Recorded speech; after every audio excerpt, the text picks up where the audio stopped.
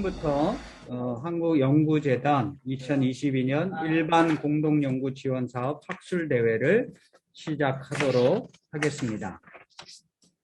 먼저 참석자 소개를 할 텐데요.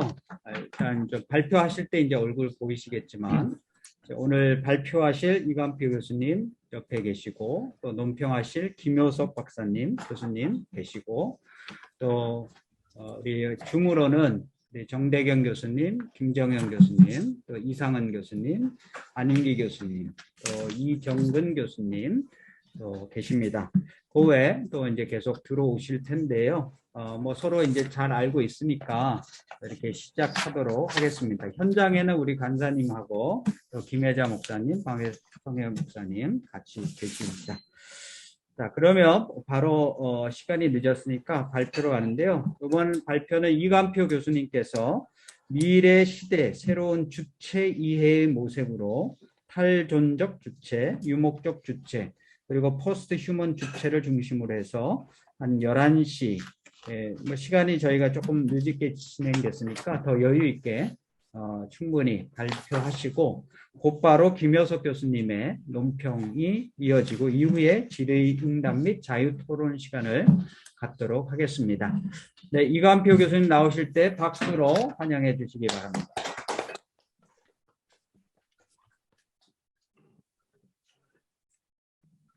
네, 안녕하십니까.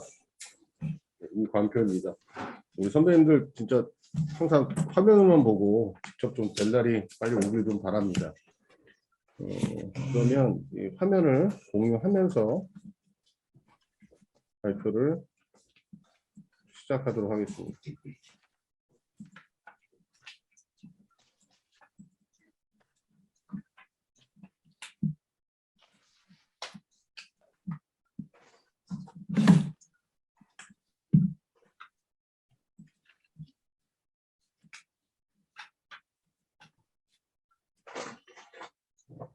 네, 발표는 보이시는지요? 네. 괜찮습니까? 네. 안 넘겨지거나 그러시면 언제든지 말씀 주시면 바로 처리하도록 하겠습니다. 저는 지금 나와 있는 이 제목대로 그 새로운 주체, 특별히 미래적 주체에 대해서 관심을 가지고 이야기를 좀 풀어봤습니다. 뭐 과학적인 이야기라든가 과학과 신학의 깊은 대화 이야기들도 좀 등장했었어야 되긴 하는데 우선은 거기에 대한 하나의 배경 이해로서 제가 관심 있는 분야를 급하게 좀 한두 달 새 책 좀 읽어가면서 어떤 정리한 부분들이라서 여러 가지 이야기 좀 들었으면 좋겠고요. 특별히 이 주제 논문과 관련해서 왜 이것들을 연구했는가, 우리 연구와 어떤 연관을 갖는가는 각주 7번을 좀 참조해 주시고 여기를 통해서 뭐 다양한 이야기들 좀 나올 수 있다면 생산적이지 않을까라는 생각이 듭니다. 이 줄친 부분들을 좀 위주로 해서 읽어 내려가고요. 조금은 아무래도 좀 생소한 단어들이 사실 신학 쪽에서는 좀 생소한 단어들이 포진해 있을 수 있습니다. 그런 경우들은 함께 뭐 안윤 교수님도 도와주실 테니까 좀 잘 나중에 응답하면서 질의응답하면서 좀 더 이야기를 좀 나누면서 이해해 가도록 하겠습니다. 들어가는 말 읽어가겠습니다. 본글은 미래시대의 새로운 주체의 이해를 모색하며 이를 위해 실존 철학자 하이데거의 탈존적 주체, 그에게 영향받은 포스트 모더니스트 들레즈의 유목적 주체, 그리고 들레즈의 이론을 받아들여 포스트 휴머니즘과 페미니즘을 전개하는 브라이도티의 포스트 휴먼 주체를 다룬다. 그러면서 본글은 전통적 주체에서부터 현대 철학을 거쳐 미래에 연결되는 주체 규정의 이행 과정을 정리해보고 그 이후 그 내용을 바탕으로 미래시대 주체 이해의 방향성을 제안해 보고자 한다. 주체에 대한 몇 가지 이야기 좀 했고요. 계속 줄친 부분 있겠습니다. 주체 개념은 현대에 와서 저항에 부딪혔고 이러한 흐름은 특별히 니체에 의해 처음 등장하여 현대 사상 전체를 주도해 왔다. 결국 주체는 일종의 문법적 관습, 즉 논리학적, 형이상학적 요청 또는 매우 강한 신앙에 의해 주도되어 나타난 허구로까지 비판되고 만다. 이와 더불어 그것이 인간 사회와 생명계 안에서 힘 있는 자들의 지배를 견고하게 만들어주고 이를 통해 차별적, 폭력적 사회가 만들어졌다는 현실적 비판에도 직면함으로써 결국 주체는 무가치하다는 결론에 이르게 된다. 그러나 여기서 우리는 정직하게 다음과 같은 물음들을 제기할 필요가 있다. 주체는 단지 비판적 대상으로서 해체되어야 하는 어떤 것에 불과할까? 또한 주체는 정말 무가치한 어떤 것에 불과할까? 지금까지 주체란 이름을 통해 비판받아왔던 면면들은 어쩌면 주체 자체 때문이 아니라 그것에 대한 잘못된 이해 혹은 왜곡된 주체적 의식 때문인지도 모르겠습니다. 그것은 시대의 상황과 다양한 요소들을 통해 분명한 전환을 경험해 왔으며 우리는 앞선 시대에서 혹시 왜곡되었을 수도 있는 이 주체에 대한 이해 역시 우리 시대에 합당한 것으로 변경시킬 필요가 있을 것으로 보입니다. 이를 위해서 이 글은 다음과 같이 정리되는데요. 우선은 가장 첫 번째, 니체 이후로 현대 철학의 가장 첫 번째의 모습을 가지고 있는 가장 큰 영향을 갖고 있는 하이데거의 논의, 주체 논의를 다뤄보고요. 그 이후에 하이데거가 아주 가장 큰 영향을 받은 포스트 모더니즘, 그 안에서도 들레즈라고 하는 대표적인 학자의 유목적 주체에 대한 이야기 다루려고 합니다. 그리고 그 이후에 이 유목적 주체를 가지고 현대 포스트 휴머니즘 상황 안에서 그리고 페미니즘 상황 안에서 가장 극렬하게 주체에 대해서 논의하고 있는 브라이도티, 로지 브라이도티라고 하는 아마 이분은 캐나다 분인가 아마 오스트리아 분인가 하여튼 그런 것 같은데 그 분의 포스트 휴먼 주체에 대해서 논의하면서 일련의 연결선이 있다는 것을 좀 보여드리고요. 이 연결선을 통해서 미래가 어떻게 될 것인가에 대해서 한번 함께 이야기하는 시간을 좀 가져보려고 했습니다. 결론을 살펴보면 다음인 것 같습니다. 더 이상 우리만 주체가 돼서 인간만 주체가 돼서 타자를 지배할 수 없으며 모두는 차이를 횡단하며 주체가 되는 사건 안에 함께 살아가야 한다. 나 자신을 탈존하여 유목민처럼 고착되지 않고 늘 타자가 되어보는 생성되어보는 과정. 바로 이것이 미래에 알맞게 될 주체의 한 방향성이다. 이렇게 임시적으로 한번 결론을 내려봤고요. 좀 더 무궁무진한 다양한 이야기들이 가능할 거라고 생각합니다. 2장입니다. 하이데거의 탈존적 주체. 이번 장에서는 현대 철학에 큰 영향력을 행사하고 있는 하이데거의 주체 이해, 즉 인간의 본질 규정을 살펴보게 된다. 특별히 그의 주체 이해는 후기의 탈존 논의에서 보다 심화되며 이는 곧 존재 자체를 위한 자리로 명명될 수 있다. 하이데거 이야기가 좀 힘든 이유 중에 하나가 이 단어나 이런 것들이 좀 생경하고요. 이 사람이 정말 무슨 이야기를 하고 있는지는 사실은 하이데거 전공자들 중에 절반 이상은 모른다라고 저도 생각을 합니다. 그러나 기본적으로 자신의 상황 안에서 최대한도로 저도 곱씹어 가면서 그 단어들이 갖고 있는 이야기들을 좀 풀어봤습니다. 그러니까 한번 쭉 읽어나가면서 함께 생각해 보도록 하겠습니다. 하이데거는 전의 이후, 후기를 말씀드리는 겁니다. 존재에 대한 탐구가 더 이상 인간의 이해의 차원에만 머무를 수 없다라고 하는 형이상학의 한계를 경험하게 된다. 다시 말해 인간적 형이상에서가 아니라 우리에게 스스로를 보여주고 이해하도록 해주는 존재 그 자체로부터 시작하고 난 이후에야 우리가 생각하고 의도하며 전망하고 관찰하는 존재에 대한 학문이 해석 가능하게 될 뿐이라는 사실을 깨닫게 된다. 즉 기획주사 안에서 던지는 자는 인간이 아니라 오히려 인간으로 하여금 본질로서의 현존재의 탈존화를 보내는 존재 자체이다. 이 말을 한마디로 말씀드리면 내가 무엇인가 하는 주체의 능동성이 아니라 철저히 주체의 수동성, 인간이 갖고 있는 삶의 모습과 존재하게 되는 이유와 이 모든 것들이 능동적인 것이 아니라 보다 더 깊은 차원의 수동적인 차원을 갖고 있다는 것을 이야기하고 있는 겁니다. 특별히 이러한 탈존에 대한 규정은 탈존이라고 명명하는데요. 탈존은 엑시스텐츠고요. 예, 밖으로 나간다. 엑시스텐츠라고 하는 단어를 좀 강조하면서 이 X를 EK로 바꾸고 밖으로 나가서 서 있다라는 뜻을 좀 더 하이픈을 넣어서 좀 강조를 하는 표현입니다. 그래서 탈존이라고 번역을 했고요. 맞습니다. 그러니까 내 자신이 아니라 내 자신을 좀 벗어나 보는 그런 방식으로서 이 단어를 이해할 수 있을 것 같습니다. 예, 계속 읽어 나가겠습니다. 교수님들. 탈존이란 짧게 말해 존재 자체가 즉 인간을 넘어선 어떤 영역이 스스로를 알려오는 그런 비어져 있는 열려진 자리가 된다라는 것을 의미합니다. 그리고 이것은 인간이 마음대로 결정하는 것이 아니라 오히려 존재 자체에게 완전히 열려있는 텅 빈 상태다라고 말할 수 있습니다. 존재의 열린 빈터 안에 서 있음을 나는 인간의 탈존이라 명명한다. 그래서 우리는 인간의 인간성에 대한 탈존을 규정하게 되는데 그것은 인간의 본질적인 것이 아니라 탈존의 탈자적인 차원으로서의 존재이다. 이는 곧 자기 자신의 어떤 주도성도 내려놓고 자기 자신으로부터 탈자적으로 벗어나 존재를 위해 봉사하는 것을 의미하게 됩니다. 거기다 논의들이 쭉 있고요. 그리고 여기에서 주체의 규정은 완전히 새롭게 변경됩니다. 탈존적 주체라는 것은 결코 인간의 스스로의 능력과 관련되지 않습니다. 오히려 그는 스스로를 비우고 단념하면서 존재가 말 건네면서 요구하는 것을 들을 준비태세 외에 다른 것이 아닙니다. 왜냐하면 기토 안에 던지고 있는 것은 인간이 아니라 오히려 존재 자체이기 때문입니다. 이런 하이데거의 말은 인간이 세상의 중심으로 서게 되어 모든 것들을 평가하고 만들어내는 이성에만 머물러서는 안 되며 오히려 세상이 자신의 본질에 따라 존재하게끔 하는 존재에 열린 빈터로서 자기 자신을 열어놓아야 함을 의미합니다. 한마디 더 드리면 존재 자체라고 하이데거 할 때 쉽게 표현하려면 이렇게 할 수 있습니다. 우리가 살아가는 이 하모니를 가지고 있는 서로가 서로 간에 더불어서 함께 모여서 서로 간에 서로를 아끼고 서로를 위해 스스로를 희생하면서 살아가는 전체 존재의 사건을 존재 자체라고 일단 여러 가지 다른 뜻도 있지만 이해하시면 될 거고요. 한마디로 그런 우리 앞에 펼쳐져 있는 나 외에 다른 모든 있음의 그 어떤 장치, 거친 그 사건을 내 마음 안에 담고 그것을 그것대로 존재할 수 있도록 내 자신을 내어주는 사건, 이게 바로 주체의 모습이어야 한다라고 이야기하고 있는 겁니다. 윤철호 교수님 오셔서 아마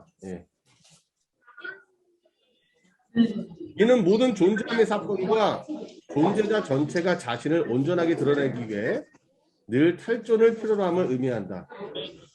주체는 무엇인가를 지배하는 전통적인 이해를 넘어 이제 존재를 위해 자신을 비우며 그것을 보호하고 지키며 온전하게 하는 자로 새롭게 규정된다. 탈존적 주체는 존재 자체와 전체 존재자가 온전하게 드러나기 위한 열린 빈터이다.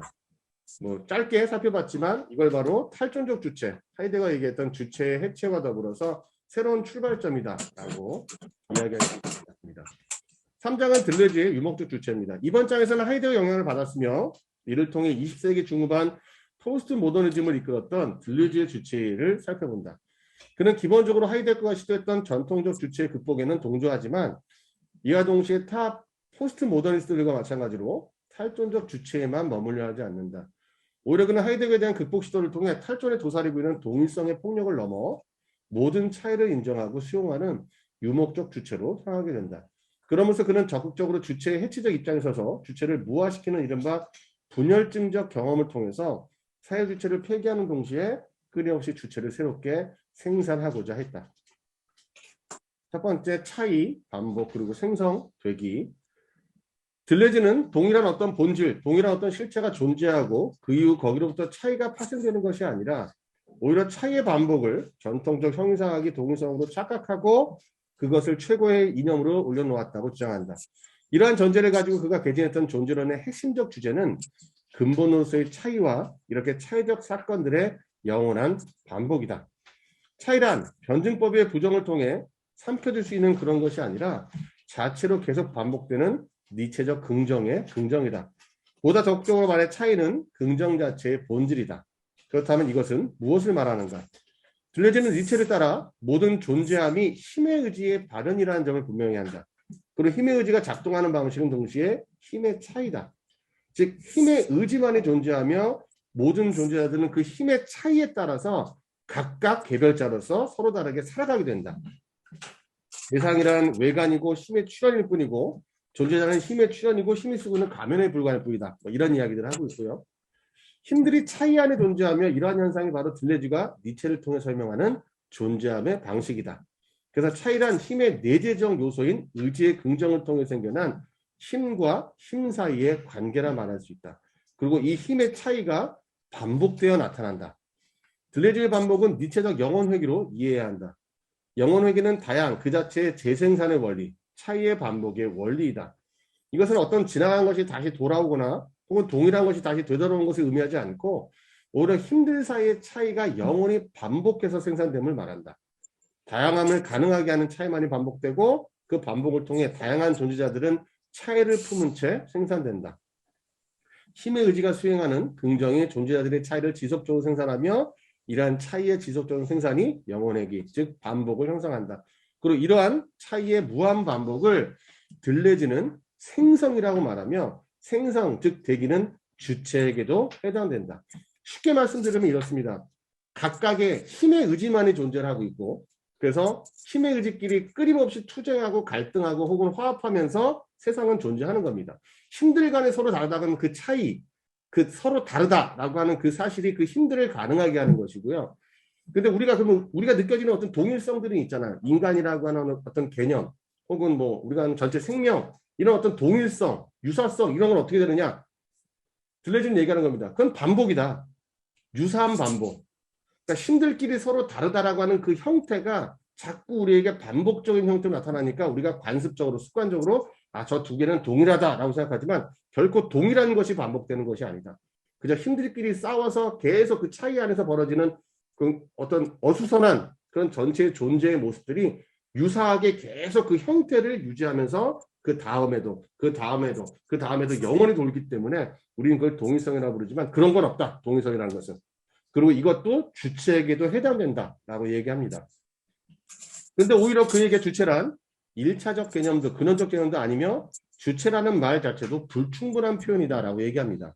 그러나 이러한 불충분성을 통해서 들려지는 주체의 본래적 모습을 드러내고자 시도합니다. 그리고 그 안에서 주체는 변함없고 절대적인 어떤 것이 아니라 늘 생성 안에서 자기 분열적으로 스스로를 생산해내는 사건, 즉 끊임없이 무엇인가 되기를 수행하는 어떤 과정으로서 새롭게 드러납니다. 이것을 우리는 유목적 주체라 명명할 수 있으며 이는 자기를 폐기하고 새로운 주체가 되어버리는 자기 생산의 과정을 의미하게 됩니다. 주체는 생성의 자유로운 이행, 운동, 경쟁의 과정을 습관적으로 반복하는 구성적 산물이다. 존재의 자기운동은 차이와 반복의 원리 속에서 이루어진다. 그리고 차이와 반복은 지속적으로 생성하며 주체가 되게 한다. 들레즈는 이것을 주체적 생산이라 명명하면서 그 증거가 일종의 분열증 안에 있다고 주장한다. 누군가가 자기 분열증 안에서 다양한 망상이나 치장을 할 때 그는 이미 주체로서 충분한 생산을 수행하고 있는 셈이다. 들레즈는 그래서 가타리하고 같이 쓴 그 몇 가지 글 안에서 정신분열증 환자를 예를 듭니다. 그러니까 우리는 일반적으로 보면 정신분열증 환자 그러면 와 그거 뭐 정상적이도 아닌데 우리가 그걸 왜 예를 들어야 돼? 들레즈는 아닙니다. 가장 작고 가장 마이너리티한 사건들 안에서 우리가 갖고 있는 삶의 정말 본질적이고 근원적인 모습들을 발견할 수 있다고 생각하고요. 정신분열증 환자들은 그렇지 않습니까? 어떤 때는 자기가 여자라고 해서, 그러니까 남자가 여자라고 해서 갑자기 자기 자신의 치장을 여성으로 치장을 하고 나타나서 왔다 갔다 합니다. 그리고 자기 자신을 여자로 얘기를 해요. 또 어떤 때는 뭐 자기가 뭐 대통령이 됐다, 하나님이 됐다, 신이 됐다 하면서 스스로의 모습을 그렇게 정신분열증 환자들은 계속적으로 바꿔나가면서 스스로를 드러냅니다. 들레즈는 그게 정신병적인 현상으로만 끝나는 게 아니라 원래 주체가 그렇게 생겨 먹었다는 겁니다. 그리고 우리는 그렇기 때문에 더 다른 자기 자신의 모습을 끊임없이 찾아야만 하고 찾아갈 수 있다라고 주장하는 것이 들레즈의 주체론입니다. 그러니까 비정상이 정상이 되는 포스트 모더니즘의 아주 전형적인 모습을 들레즈가 이야기하고 있는 겁니다. 주체의 분열적 생산은 결코 주체의 부정 또는 와해가 아니라 주체화라는 과정에서 늘 탈주하여 새로운 주체로 거듭나는 과정이다. 그리고 바로 여기서 우리는 주체의 유목적 성격을 발견하게 됩니다. 유목민들의 정착이란 언제나 일시적이다. 그들은 적당한 곳에 천막을 치고 풀바디의 가축들을 풀면서 언제나 떠날 준비를 한다. 이러한 유목민처럼 영원한 해체와 생성의 과정만이 주체에게 부여되어 있다. 유목민은 고착성에 대한 모든 관념, 욕망들을 폐기해버릴 수 있는 종류의 주체를 형상화한다. 그리고 이런 해체와 생성만을 지닌 주체이기에 그것은 그 어떤 과거의 주체로 못지않게 새로운 사회의 전복과 변화를 가능하게 하는 동력을 소유하고 있다. 왜냐하면 주체의 자기 분열적 생산 과정은 단순히 주체의 죽음이 아니라 자신의 고착됨을 버리고 새로운 주체를 만들어내는 과정이고 이 새로운 주체가 탄생할 때 사회 역시도 변경되기 때문이다라고 얘기합니다. 그래서 포스트 모더니즘 갖고 있는 사람들이 막시즘과 결합을 해서 계속적인 사회적인 운동과 사회 변혁을 얘기하는 게 바로 여기에 근거하고 있는 겁니다. 들레즈의 주체는 구성된 것이자 동시에 자기 분열적 생산을 통해 지속적으로 다른 것이 되는 생성, 되기의 과정이다. 그리고 이러한 주체는 끊임없이 자기 생산을 통해 기존의 구조적 질서를 벗어나 억압하던 체계에 저항할 수 있는 힘을 자신 안에 포함시킨다. 그의 주체성은 개인의 인격적인 차원이 아니라 사회적 차원의 정치적, 윤리적인 주체성이다. 브라이도티의 포스트 휴먼 주체. 이번 장에서는 최신의 논의인 브라이도티의 포스트 휴먼 주체를 살펴본다. 특별히 그녀가 시도하는 포스트 휴먼 유목적 주체는 유물론적이고 생기적이며 체현되고 환경에 속해 있다. 그녀는 유목적 주체와 생기, 생성이라는 들레즈의 논의를 받아들이면서도 여기에 여성으로서의 체현과 상황을 부과하여 자신의 존재론을 정립한다. 유목적 주체, 페미니즘의 상황, 그리고 포스트 휴머니즘의 도래. 일찍이 포스트 휴머니즘 및 들레주의 사상을 연구해온 브라이도트의 초기 논의는 유목적 주체로부터 시작되며 그는 여기에 전통적인 이원론 대립체계에 대한 철폐를 첨부한다. 왜냐하면 이원론적 사고방식은 오직 권력관계라는 위계적인 저울 속에서 이항적인 차이를 규정하고자 그러한 차이들을 창출하기 때문이다. 그러나 이러한 문제도 불구하고 브라이도티는 권력관계에서 언제나 주도권을 가져왔던 주체를 단순히 해체하지 않고 보다 적극적으로 주체 개념이 요구된다고 여성주의를 위한 정치적 전략을 내세운다. 그리고 이러한 요구에서 드러난 1차적 주체란 여성의 신체와 경험을 그대로 반영하는 체현된 주체이면서 다양한 상황을 수용할 수 있는 유목적 유형을 지닌 몸적 주체이다. 겪은 것을 말하고 실천하는 몸이 먼저라는 것이다. 여기 대해서 이제 여성주의적 성찰 3가지 층의 얘기가 있는데 그런 것들은 각주에 좀 달아놨으니 좀 참고하시기 바라고요. 자신의 경험을 동반한 주체에 대한 해석 안에서 그녀는 끊임없는 이민과 이동을 통해 살아가는 인간의 본래적 모습에 주목한다. 물론 이 말은 단순히 이것저것을 오가며 살아가는 주체라는 의미가 아니라 다층의 혹은 복수의 주체 위치들을 동시에 그리고 비위계적으로 점하고 있다는 것이다. 복합적이면서 다양하다는 것, 그러면서 결코 단일한 정체성을 허락하지 못한다는 것이 주체에 대한 정직한 규정이며 유목적 페미니즘 주체를 주장하던 브라이도트의 초기 주체 이해이다. 이처럼 유목적 주체를 통해 페미니즘의 근거를 제시하던 브라이도트는 2013년에 이르러 보다 미래적 주체 담론인 포스트 휴먼 주체 논의를 시작한다. 이 포스트 휴먼 주체 논의를 하기 위해서 이 포스트 휴먼이 휴머니즘과 안티 휴머니즘 이 두 모두의 비판과 긍정을 다 담고 있다라고 얘기하면서 이 중간에 서서 새로운 담론으로서 포스트 휴먼을 이야기하려고 하는 것이 브라이도트의 전략입니다. 기술 과학의 발달 및 인간 중심주의를 탈출하는 거대한 담론의 형성 시기에 이제 브라이도트는 인간과 다른 생명들 사이의 관계 이해에 대한 전적인 전복과 전환을 느끼면서 먼저 이 변화를 제시하고자 시도한다. 그리고 그 단초는 바로 생명 물질에 대한 새로운 이해이면서 가정이다. 즉 인간과 생명 물질 사이의 경계선을 흐릿하게 하며 나아가 생명 물질이 자기 조직적이고 자기 생성적인 힘을 가지고 있다는 새로운 통찰이 바로 그것이다.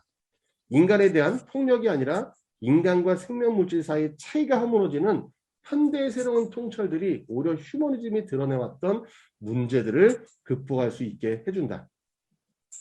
미래는 오히려 지금까지 폭력의 주체였던 인간까지도 감싸면서 생명의 평등주의, 이원론이라고 표현합니다. 평등주의로 나가야 한다. 전통적 주체를 회귀시키자는 것도 또한 무조건적으로 주체의 멸절을 요구하는 것도 아니다. 관계적이고 횡단적이며 체현되고 환경에 속해 있는 포스트 휴먼 주체성의 전망이 요구되고 있다. 포스트 휴먼 주체에 대한 좀 자세한 이야기입니다. 과거의 폭력적 휴머니즘을 목도하고 반성하면서 동시에 현재의 폭력적 안티 휴머니즘의 위협에 직면하면서 유목적 주체는 이제 포스트 휴먼 주체로의 새로운 변형을 준비한다. 일종의 사이에서 끊임없는 자기 반성과 상황에 직면하여 돌파하는 생성의 사건을 불러오는 것. 이것이 바로 포스트 휴먼 주체라는 이름으로 미래의 주체를 주체화하는 사건이다. 그리고 이러한 주체화 사건을 해명하기 위해 브라이도티는 이론론적 생성, 되기의 철학을 제안한다. 이제 모든 것은 자기 생성이 가능한 것으로 그럼으로써 그 어떤 것도 될 수 있는 것으로 규정되어야 한다. 그리고 모든 것들이 자기 생성할 수 있는 자연 안에서 모든 이들이 주체이며 이러한 주체는 다시금 포스트 휴먼 상황 안에서 자신을 생성하는 주체로서 스스로를 구성해 가야 한다. 여기서 가장 중요한 특징적인 것은 신유물론입니다. 예, 뉴 마테리얼리스무스라고 하는 신유물론이 등장을 하게 되고요. 거기에 대한 이야기들은 나중에 질의응답 안에서 좀 더 얘기를 하긴 하겠는데 한마디 말씀드리겠습니다.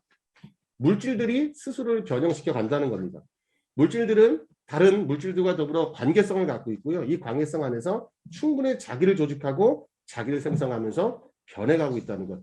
이것을 받아들여서 새롭게 주체를 형성해야 되고 그러면서 주체는 모든 물질과 인간에 전혀 다를 바 없는 같은 가치를 지니고 있다는 것. 그리고 언제나 하나의 주체가 또 다른 주체가 계속적으로 될 수 있는 가능성 안에 있다는 것. 그런 전폭적이고 전형적인 어떤 변혁을 우리에게 이야기해주고 있습니다. 포스트 휴먼 주체는 인간의 생명에 특권을 부여하기를 멈추고 모든 생명체를 단일하게 취급한다는 점에서 탈인간 중심적이라고 말할 수 있는 현상이나 실천이면서 동시에 이를 통해 나타날 수 있는 문제점을 방관하지 않는 복잡한 상황에 주목하는 주체이다. 탈인간 중심주의는 조회 중심의 평등주의와 이론론으로 나아가야 하고 거기로부터 포스트 휴먼 주체는 새롭게 구성되어야 한다. 그리고 이러한 구성의 전제는 모든 생명들이 같은 가치를 지니며 이것은 인간을 생명이 아래로 내려보내는 것이 아니라 생명을 그리고 물질들을 인간의 수준으로 끌어올려야 한다는 요구이다. 그리고 여기에서 포스트 휴먼 주체는 들레즈의 생선론을 따라 동물 되기, 지구 되기, 기계 되기, 비커밍을 통해서 새로운 관계 맺기를 시도하는 과정이며 사건이 됩니다.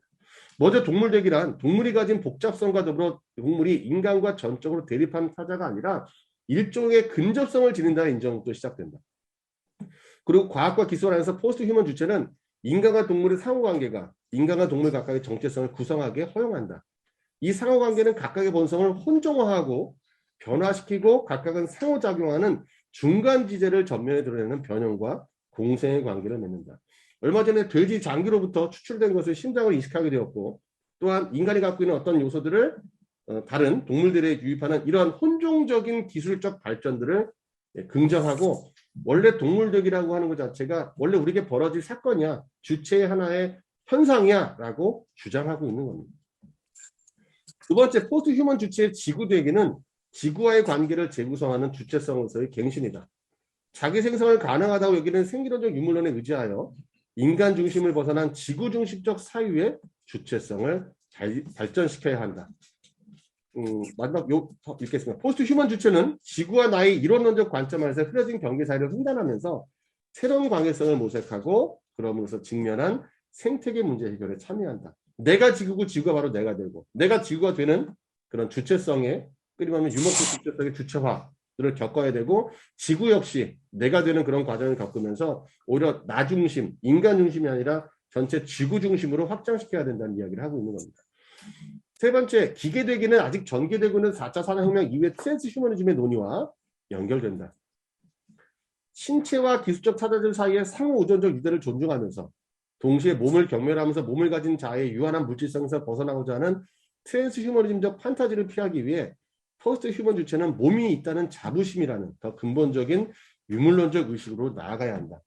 물론 기계되기는 유전공학 및 정보기술의 영향을 통해 인류와 생명 전체가 맞이하게 된 어쩔 수 없는 운명이다.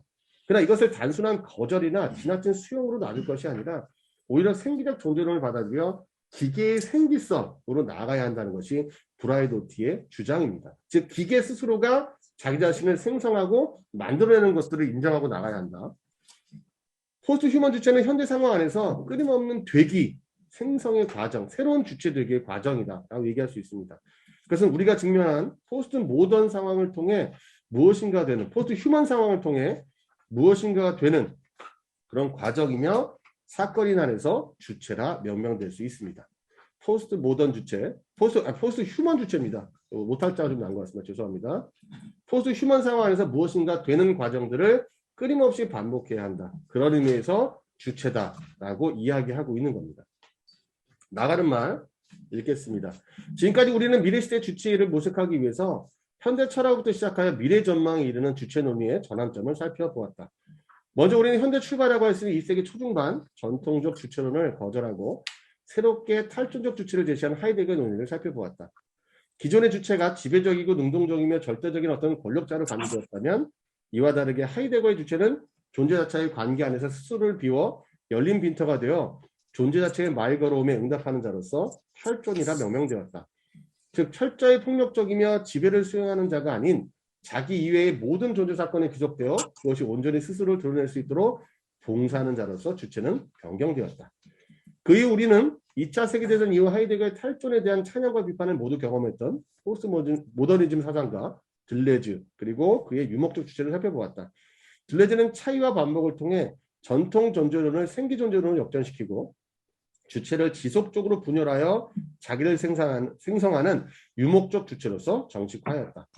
유목적 주체는 결코 고정되거나 무엇인가에 고착되어 지배하지 않는다. 그는 지속적인 자기 생성 안에 있는 과정 자체이다. 그것은 주어진 것이면서 동시에 그 주어짐을 늘 넘어서면서 형성되고 있다. 주체란 생성의 효과이고 과정이며 순간이다. 유목적 주체란 바로 이러한 복잡성과 임시성을 우리에게 인식시킨다. 마지막으로 2세기 후반과 21세기에 거쳐 들레즈의 영향하에서 상황성을 통한 주체의 재구성을 요구했던 브라이도티의 논의를 다루었다. 그는 들레지 유목적 주체부터 시작하여 페미니즘 및 포스트 모던 상황을 횡단하며 다양한 상황 안에서의 주체성의 생산을 시도하였으며 이를 통해 동물대기, 지구대기, 그리고 기계대기라는 사회 실험 안에서 포스트 모던 주체를 상황을 통한 생성의 과정으로 명명하였다. 다양하고 복잡한 상황을 횡단하면서 오히려 경계를 흐릿하게 하고 자기를 생성의 과정 안으로 밀어넣는 사건. 그것이 바로 주체이며 언제나 시적 상황을 통해 하게 포스트 휴먼 주체라 명명될 수 있다. 앞서 논의를 통해 우리는 주체 이해가 현대 철학부터 미래로 연결되는 시대의 흐름 안에서 복잡하고 다양한 함의를 내포하게 되었음을 통찰하게 된다. 그러나 이러한 복잡성과 다양성에도 불구하고 전통적 주체와 다른 현대의 특징적 주체 이해 그리고 미래가 요구하는 주체 이해는 다음과 같이 요약될 수 있을 것 같습니다. 첫째, 주체는 대상이나 객체를 지배하고 폭력을 가하는 절대적 일정이 아니라 오히려 자신을 벗어나 타자와 더불어 타자를 위해 타자가 되는 과정을 이해되어야 한다. 왜냐하면 그렇게 될 때만이 지금까지 경험해왔던 인류와 생명 내 폭력 문제 극복의 단초를 획득할 수 있기 때문이다. 둘째, 주체는 오직 인간만을 지칭하는 것이 아니라 전 생명체와 물질로까지 확장될 필요가 있다. 이처럼 인간 중심주의를 넘어선 주체로서 새롭게 생성될 때 우리는 지금까지 경험해왔던 많은 기후변화와 생태계 파괴 문제를 극복할 단초를 획득할 수 있게 된다. 셋째, 주체는 모든 상황을 횡단하며 그때마다 자기 자신을 상황에 맞춰 생산해내는 과정 혹은 사건으로 이해되어야만 한다. 바로 이렇게 될 때 우리는 휴머니즘과 안티 휴머니즘을 넘어서 자연에 대한 굴종과 자연에 대한 착취를 넘어서 그리고 기계에 대한 맹신과 기계에 대한 혐오를 넘어서 우리가 필연적으로 맞이하게 될 포스트 휴먼의 변화된 세계에 도달하고 그 세계를 온전하게 살아낼 수 있기 때문이다. 미래에 등장하게 될 주체가 무엇인지 아직 우리는 모른다. 그러나 주체의 전환 안에서 우리가 발견할 수 있는 사항은 더 이상 우리만 주체가 되어 타자를 지배할 수 없다는 것. 그리고 모두가 차이를 횡단하며 주체가 되는 사건 안에 우리가 살고 있고 또한 살아가야 한다는 것. 이것은 분명한 방향이라 생각된다.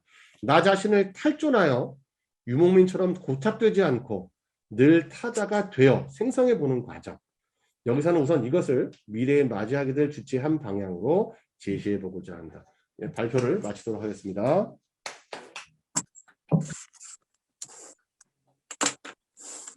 네, 늦게 시작했지만 그래도 시간을 어떻게 딱 맞춰주셨네요. 11시에. 고정돼 있는 거 아닌가 이런 생각이. 네. 그럼 바로 이게 논평으로 들어가도록 하겠습니다. 한남대에서 강의하고 계시는 김효석 교수님 나오셔서 논평 10분으로 되어 있는데 조금 여유 있게 해주시면 좋지 않을까 이런 생각이 듭니다.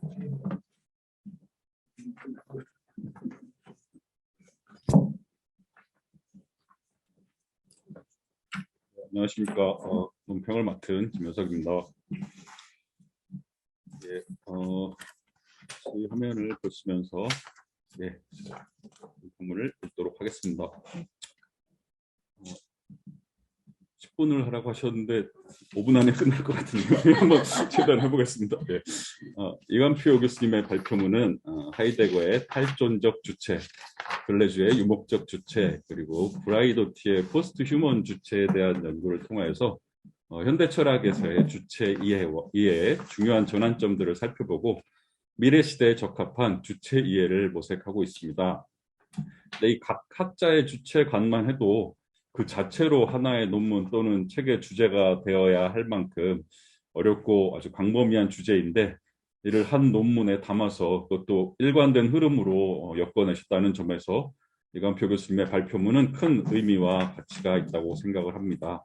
그래서 저 개인적으로는 제가 하이데거도 잘 모르고 블레즈도 잘 모르는데 이렇게 어려운 논문을 던져주시고는 논평을 써오라고 하신 그런 가혹행위를 행하신 이관표 교수님을 원망하면서 감히 제가 뭐 논평이라고 하기는 뭐 하고 제가 개인적으로 궁금한 것들하고 이제 제가 제대로 이해를 한 것인가 싶은 것들에 대해서 질문을 드리는 것으로서 논찬을 대신하고자 합니다.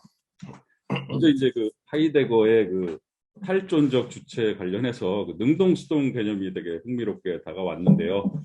탈존이라는 개념이 인간 주체가 스스로 즉 능동적으로 도달할 수 있는 상태인지가 궁금했습니다. 그래서 인간은 스스로를 비워서 존재를 드러내는 자리가 되어야 하고 또 존재에 응답하도록 준비해야 한다는 점에서 인간이 어떤 그 능동적인 역할을 해야 하는 것처럼 보이기는 하는데 또 다른 한편으로는 또 존재가 먼저 말 걸어옴에 의해서 인간이 이렇게 수동적으로 개방되는 것이 탈존인지, 그래서 이 능동과 수동이라는 것이 좀 궁금했습니다. 그래서 현 존재가 또는 능동적인 노력 또는 어떤 결단에 의해서 존재의 소리를 들을 수 있는 그 준비 상태까지 가는 것이 탈존인지, 그래서 그 탈존의 의미가 능동 수동 관련해서 좀 궁금했고요. 그런 점에서 이제 능동과 수동이라는 관점에서 탈존에 대해서 좀 더 이렇게 자세히 설명해 주시면 감사하겠습니다. 제가 그런 궁금증이 생겼던 이유가 아무래도 이 하이데거 철학이 뭐 존재가 말 걸어오고 이런 게 기독교적인 이미지가 자꾸 떠오르지 않습니까? 하나님이 우리에게 먼저 말 걸어오시면 우리는 거기에 대해서 이제 응답함으로써 믿음이 생기고, 이런 기독교적인 그림으로 봤을 때 과연 그러면 믿음에 있어서 인간의 역할이 뭐냐 갖고도 되게 논쟁이 많이 있지 않습니까? 그래서 이 하이데거의 탈존 개념하고 기독교적인 뭐 믿음이나 또 기독교에서 말하는 자기를 부인하고 자기를 비우는 기독교적인 개념과 어떤 유사성이나 또 차이점이 있을지 궁금했습니다. 예. 두 번째는 이제 둘레주의 하이데거의 극복 시도와 관련해서 이제 탈존이 존재 자체에게 완전히 열려 있는 텅 빈 상태라고 이제 정의를 했을 때, 그럼에도 불구하고 어떤 점에서 여전히 동일성의 폭력이 도사리고 있다고 말할 수 있는 건지에 대해서 추가적으로 좀 궁금했습니다. 그 부분을 설명해 주시면 감사하겠습니다.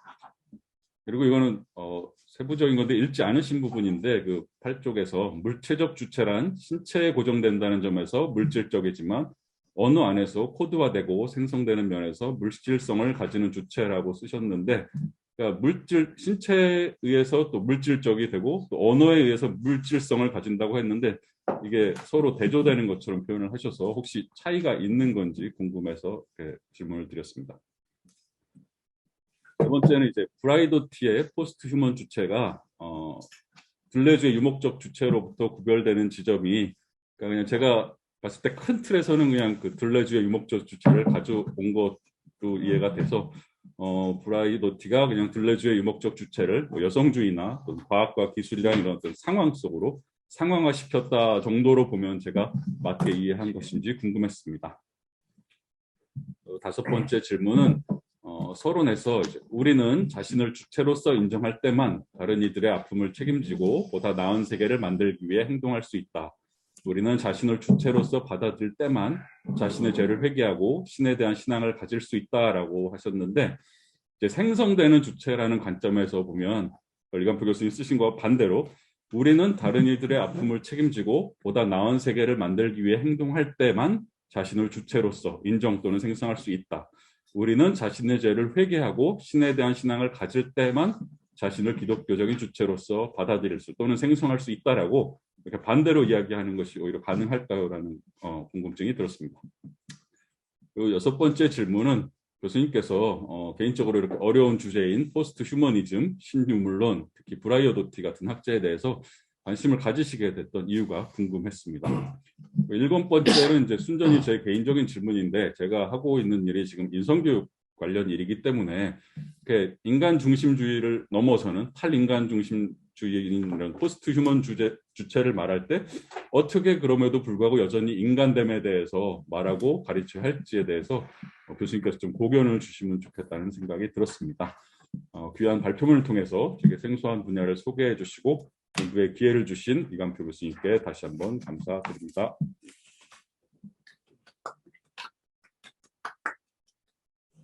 네, 논평자께서 어떤 7가지 질문을 해주셨는데요. 먼저 이간표 교수님이 이 7가지 논평에서의 질문들에 대해서 답변을 해주시고, 그 다음에 이간표 교수님이 여기 그냥 계속 앉으시면서 진행을 그러니까 질문이나 그 다음에 토론거리는 자유롭게 현장에 계신 분들이든 줌이든 손으로 표해 주시든 아니면 말씀을 바로 하시든지, 그래서 자유롭게 12시 전까지 진행될 수 있도록 하겠습니다. 만약에 너무 과격해진다면 이제 제가 제지하겠지만 그러지 않는 이상은 그냥 이제 저도 왔다 갔다 앉기가 그러니까 우리 이간표 교수님 이제 여기서 앉으셔가지고 계속 12시 전까지 진행하는 걸로 하겠습니다. 네, 다시 돌아왔습니다. 부족한 글 읽으시느라고 고생 많으셨고요. 좀 거칠 수 있는 부분들 한번 보면서 이야기를 하나씩 나눠보도록 하겠습니다. 하이데거 이 부분들을 작성하면서 그러니까 제가 가지고 있는 개인적인 관심과 진짜 여기 어울리는 글 사이에서 고민을 많이 했습니다. 그러니까 저는 이제 후기 하이데거의 그 탈전 개념이 중요하다고 생각해서 갖고 왔는데 약간 몇 번 김효석 박사님 몇 번 말씀 주시면서도 사실 하이데거의 전기를 말씀을 좀 하시는데 전기가 더 어울릴 수 있었을 것 같다라는 생각도 사실 하긴 합니다. 근데 제가 보여드리고 싶었던 거는 주체가 완전히 해체 의 어떤 입장에 들어서는 것. 그래서 들레즈와의 어떤 연결선상에서 주체가 어떻게 하이데거에서 허물어지고 있는가에 대한 문제를 좀 보여드리기 위해서 탈존의 이야기를 했고요. 탈존한 이야기를 간단하게 좀 기독교와 연관해서 말씀드리면 좀 이렇습니다. 하이데거는 대놓고 얘기하지는 않습니다. 원래 대가들이 누구한테 영향받았다는 걸 얘기 잘 하지는 않더라고요. 근데 하이데거는 누가 뭐라고 하더라도 그리스적 전통에 있는 니체와 히브리적 전통, 그러니까 한마디로 이스라엘 백성들의 어떤 것들을 좀 따라가려고 하는 키리케고르의 영향을 한꺼번에 받았습니다. 그래서 그리스적 전통이 갖고 있는 뭐 소위 말하는 능동성이라고 표현할 수 있을까요? 내 안에 어떤 신적인 형상이 있어서 내가 신화돼 간다라고 하는 니체적인 입장과 키리케고르 끊임없이 절망에 부딪히려고 하고 거기서 구원의 손길을 기다리는 스스로를 낮추고 스스로를 절멸시킴을 통해서 신의 구원을 기다리는 키리케고의 정신이 함께 들어가서 굉장히 미묘하게 작동을 하게 되는데요. 전기는 니체가 좀 셉니다. 그래서 내가 결단을 하고 내가 무엇인가를 하고. 근데 후기로 넘어가면서 이제 하이데거가 그 유태인들에 대해서 좀 이렇게 죽여야 된다 뭐 이런 얘기도 하고. 그러니까 블랙 노트라는 게 이게 발견이 돼서 이제 하이데거가 얼마나 이제 그 인종주의자였는지 뭐 이런 것들이 좀 드러나면서 요즘 욕을 좀 많이 먹고 있는데. 여하튼 여러 가지 정치적인 어떤 위험들 그리고 죽임을 당할 뻔한 그런 사건들이 있었습니다. 그러니까 히틀러에 동조했다는 이유로 그런 것들을 겪으면서 철저하게 이 수동적인 방식의 하나의 사유로 변경이 되어버립니다. 그리고 이 탈존이라고 얘기할 때 비운다라고 하는 게 표현은 스스로를 비운다고 표현하지만 하이데거는 이 비움에 대해서 얘기할 때 가장 첫 번째로 우리 자신의 죽음을 얘기합니다. 죽음. 내가 죽는다 라고 하는 사실을 그 자체로 놔두는 것. 그걸 그 자체로 적극적으로 내 것으로 받아들이는 것. 생각해보면 내가 죽는다는 사실을 내가 받아들이는 게 능동인지 수동인지 한번 생각해보면 아마 하이데거의 입장이 좀 이해가 되실 것 같아요. 내가 죽는다 뭐 이런다고 해서 사실 능동적으로 뭐 할 것도 없고 네, 수동인 거예요. 그런데 수동적으로 그걸 받지 않고 우리 사람들은 계속 그걸 밀어내니까 죽음을 잊고 살다가 결국 지금 멋대로 살아가는데 하이데거는 그것이 아니라 나에게 들려오는 그 하나의 당연한 사실 이것을 그 자체로 내 것으로 받아들이는 그런 끊임없는 태도 그런 준비, 그런 자세 이런 이야기들을 하고 있는 겁니다. 그러면서 그렇게 되었을 때 결국 뭐 속되게 말하면 사실 우리 살아가면서 아둥바둥 살아가지만 아무것도 사실 없다라고 저는 생각을 합니다. 아무것도 없고 사실은 모두 다 하나님께서 부르시면 놓고 가야 되는데 바로 그런 상황 안에 하이데거가 우리를 세운 것이 아니냐. 그리고 그렇게 우리가 아무것도 아니라는 것을 생각하게 됐을 때 그때서야 우리 밖에 있는 다른 것들의 모습들이 보이기 시작하고 아 세상이 이 정도로 아름다웠구나. 세상에 서로가 서로를 위해서 이렇게 서로 섬기고 스스로를 희생하면서 살아가는구나 라고 하는 것을 느끼면서 전체적인 삶의 태도가 바뀔 것이고 인간은 그런 모습을 갖고 살아야 한다라고 하이데거는 이야기하고 있는 것 같습니다. 그리고 들레즈 얘기해서 폭력 말씀 주셨는데 근데 이렇게 얘기했음에도 불구하고 들레즈는 여기선 여전히 동일성의 폭력이 있다고 주장합니다. 그게 뭐냐면 여전히 인간만이 그렇게 살 수 있다라고 하는 냄새를 풍긴다는 겁니다. 인간 중심주의 냄새가 있다는 거예요. 인간 중심주의는 그러니까 인간이 잘못했다고 들레즈도 얘기하는 게 아니에요. 인간 중심주의를 얘기하면서 여전히 인간의 죽음을 돌아보고 그름을 통해 스스로를 뭐 비우고 아무리 얘기를 해봐야 그거는 여전히 인간으로서의 특권의식이 있고 그게 여전히 다른 것들에게 폭력을 가할 수밖에 없는 그런 가능성을 들고 있다라고 얘기하고 있고 저 나가서 이 존재 자체라는 말에 굉장히 알레르기 반응을 합니다. 동일성이라는 거죠. 존재라고 하는 큰 단어 안에 모든 것들이 그 안에 들어가잖아요. 이렇게 머릿속에 우리가 갖고 있는 순간 여기서부터 폭력이 시작된다고 저는 생각합니다. 다른 것밖에 없는데 왜 어떤 하나의 개념이나 어떤 뭘 정해놓고 그 안에 쓸어놓고 이것이 전부야 라고 얘기하느냐. 그건 잘못됐다. 이런 비판들이 차근차근 쌓여가면서 차이 그리고 반복이라는 얘기를 하고 있고 그럼 동시에 생성이라는 결론을 끄집어냈고 주체를 생성에 포함시키면서 끊임없는 생성사건 안에 있는 것이 주체다.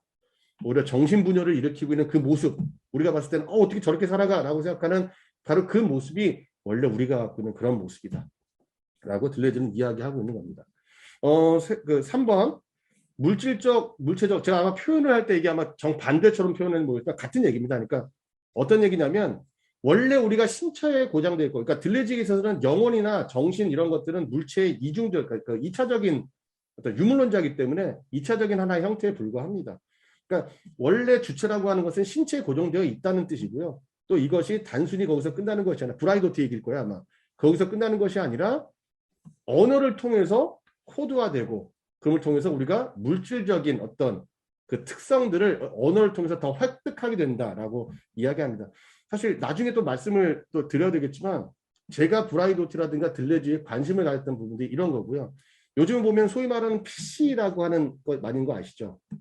PC라든가 또는 휴머니즘 안에서도 이제 뭐 트랜스젠더라든가 이런 큐어 신학에 대해서 긍정적인 역할을 하게 되는 게 바로 이런 개념들입니다. 언어가 왜 중요하냐? 우리가 갖고 있는 물질들, 이 물질들을 밖으로 이 물질들이 변형되는 하나의 물체성을 언어가 계속적으로 만들어내고 있다라고 하는 게 기본적으로 PC들이 갖고 있는 입장인 거고, 그래서 말 조심해라. 뭐 단 하나를 써도 그렇게 말하면 안 돼. 그래서 막 공격을 하는 이유가 바로 여기에 근거를 하고 있습니다. 4번 브라이도트의 포스트 휴먼 주체가 들레지의 유목 주체로 그걸 되는 지점. 네, 맞습니다. 상황을 통해서 여성주의라든가 과학기술의 발전 같은 것들이 사실 들레주에겐 쉽지 않았고요. 아시는 것처럼 들레주뿐만 아니라 푸코 역시도 좀 창피한 얘기지만 뭐 제가 창피할 건 없을 수도 있겠지만 어린 아이들에 대해서 그 성적인 착취를 했던 그런 배경들을 갖고 있습니다. 그러니까 포스트 모던주의자들이 굉장히 윤리적인 것들을 강조했음에도 불구하고 사실은 윤리적으로 합당할 수 없는 부분들의 문제점을 가지고 있고, 그런 한계들을 브라이도트도 알고 있었고, 그래서 오히려 여전히 포스트 모던 안에는 남성 중심적이고 남금 중심적인 그런 것들이 들어가 있다. 그래서 오히려 우리는 이 상황성을 적극 가져옴을 통해서 여성주의 그리고 과학과 기술의 발전 그리고 동물권이라고 하는 새로운 개념들을 통해서 이 유목적 주체가 갖고 있는 성격들을 변경시켜야 된다고 주장하고 있고요. 바로 그런 면에서 차이점을 가지고 있습니다. 5번은 절대적으로 찬성입니다. 이 문제는 주체가 중요하다고 해서 제가 얘기를 주장했던 건데 그 거꾸로도 사실은 이 두 가지가 상호 보완돼야 된다고 생각합니다. 브라이도트에 관해서 관심을 가지게 된 이유가요. 아까 말씀드린 대로 우리 시대적 상황에 대해서 좀 관심을 기울다 보니까 갑자기 그냥 머릿속에 딱 떠올랐습니다. 도대체 저 사람들은 왜 저렇게 화를 내고 왜 저렇게 갈등하고 왜 이렇게 공격을 하는 걸까? 생각해봤더니 이 이면에 이런 얘기들이 있었던 겁니다. 아니 왜 그렇게 남자들이 스스로가 머릿속에 내가 여자라고 생각하면 여자라고 인정해야 된다고 주장을 하고, 왜 그렇게 사람들은 뭔가 말 한마디 갖고 흥분하고 난리법석을 칠까? 옛날엔 뭐 괜찮아요, 뭐 이 정도는 이렇게 했던 사람들이 왜 난리칠까? 근데 그 사람들도 모를 겁니다. 왜 자기네들이 그렇게 하는지. 그렇게 해야 된다고 하는 의무만 받으니까. 결국 이 뒤에는 브라이도트라든가 레디칼한 그 페미니스트 혹은 레디칼한 그 사회운동가들이 들레지의 생기존재론, 주체는 모든 것이 될 수 있다.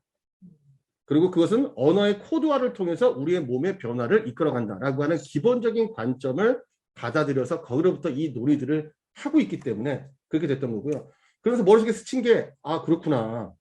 그래서 하이데거부터 변경되는 주체 이해들을 한번 나열해 보면서 그럼 앞으로 현 시대는 어떻게 흘러갈 것인가를 한번 상상해 보다가 그 기본적인 개념을 주체로 한번 잡아서 이야기를 끌어본 겁니다. 인성은 더 이상 존재하지 않을 겁니다. 포스트 휴먼 시대. 인성이라는 이야기 자체가 사실은 포스트 휴먼 주체, 브라이도트 입장에서 본다면 굉장히 폭력적인 이야기입니다.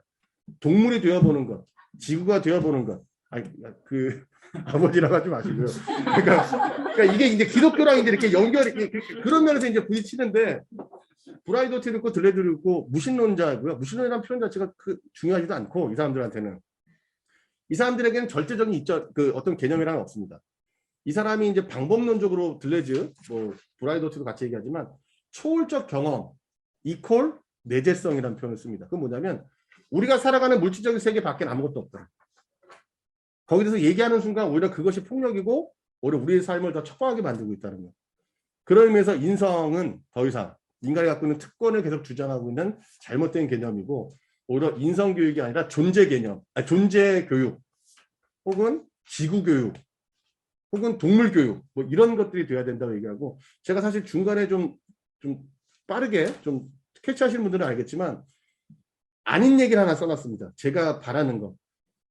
그 포스트 모던도 그렇고 포스트 휴먼도 그렇고 결코 인간의 갖고 있는 그 위치로 인간의 가치로 동물이나 이 생명권들을 위로 올리려고 하지 않습니다. 그렇게 해야 된다라고 제가 주장한 것뿐이지 오히려 우리가 갖고 있는 가치들을 동물이나 밑에 있는 물질권으로 밑으로 내리려고 합니다. 이런 면에서 기독교가 정면적으로 좀 충돌이 되고 있어서 그런 이야기 좀 들어보고 싶고요. 아, 예, 그럼 다 얘기가 됐네요. 예, 이렇게 이야기를 마치도록 하겠습니다. 거기 앉아 계시고요. 자, 감사합니다. 발표, 논평에 대한 생각까지 저희가 들었는데요. 이제 남은 시간 동안 자유롭게 말씀하시면서 진행을 하도록 하겠습니다. 네, 정대경 교수님 말씀해 주시고요.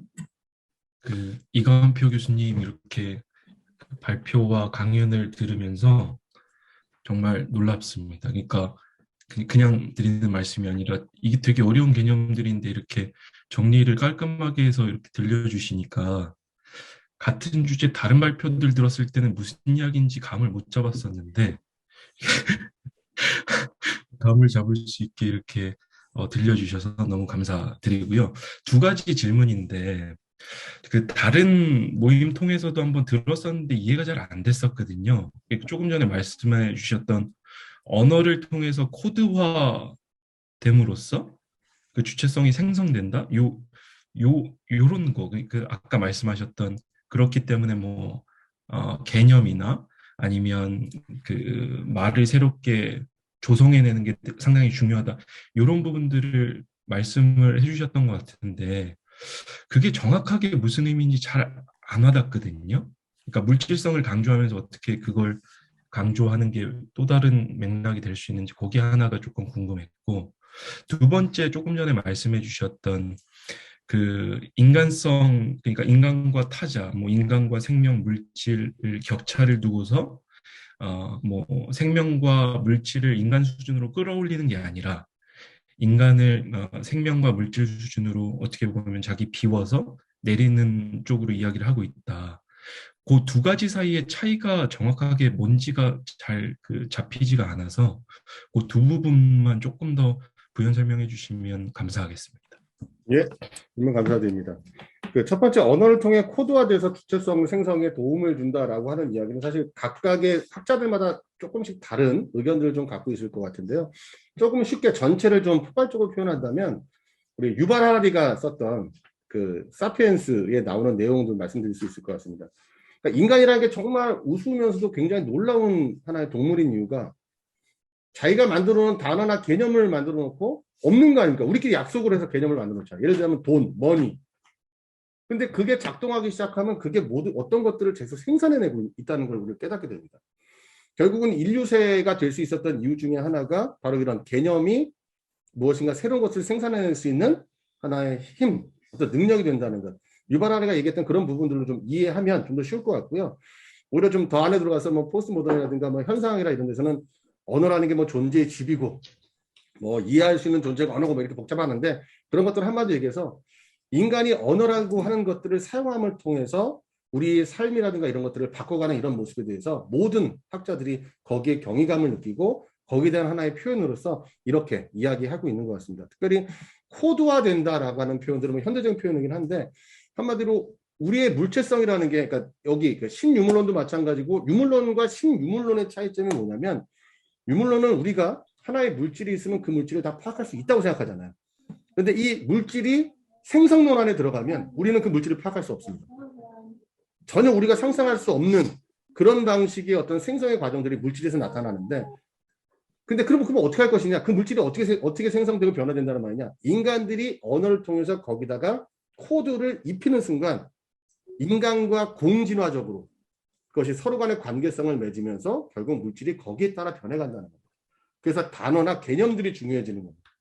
그러니까 우리가 어떤 사건이 있어 누군가 때렸다. 사건이 있을 때 누구는 거기다가 데이트 폭력이라는 표현을 쓰고 정말 나쁜 거지만 어떤 사람은 그것이 일방적인 뭐 쌍방 폭력이라는 말을 쓰고 이런 단어를 썼을 때 거기에 따라서 재판의 과정도 전혀 달라지고 우리 인식도 달라지고 결국 그들의 삶이 달라지잖아요.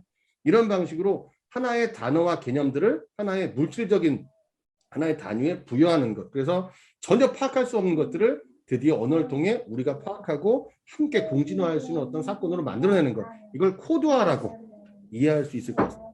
두 번째, 인간 타자 생명 격차에 대해서 그 이론론적 생기존재론이라고 표현합니다. 들레즈가 얘기하는 이론론적 생기존재론이라는 말을 같이 쓰고 있고요.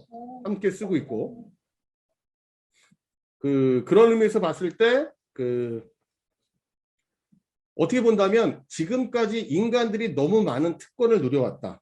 그래서 인간은 조금 더 비워지고 인간은 조금 더 인간이 그렇게 중요하지 않다는 것을 좀 알아야 한다라고 하면서 갖고 오는 여러 가지 이야기들이 뭐냐면 인간은 동물과 다를 바 없다.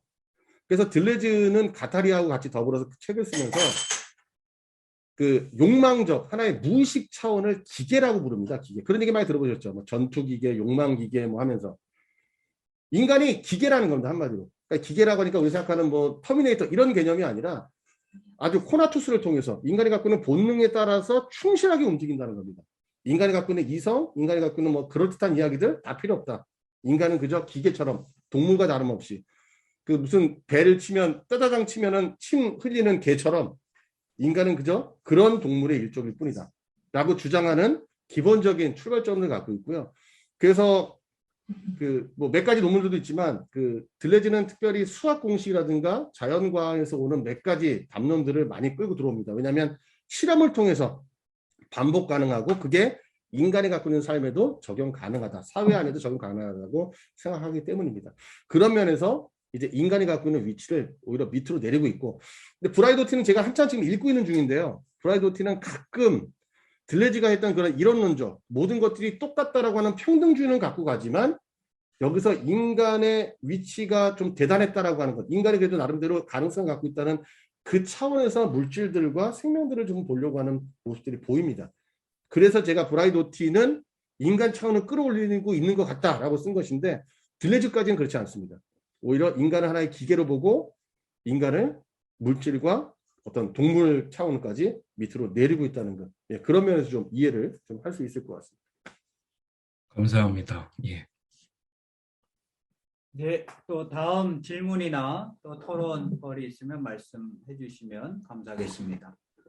안윤기 교수님 아니신가요? 네, 맞습니다. 지금 저한테 발언권 주신 겁니까? 제가 지금 막 손들기 할 여기 있었는데.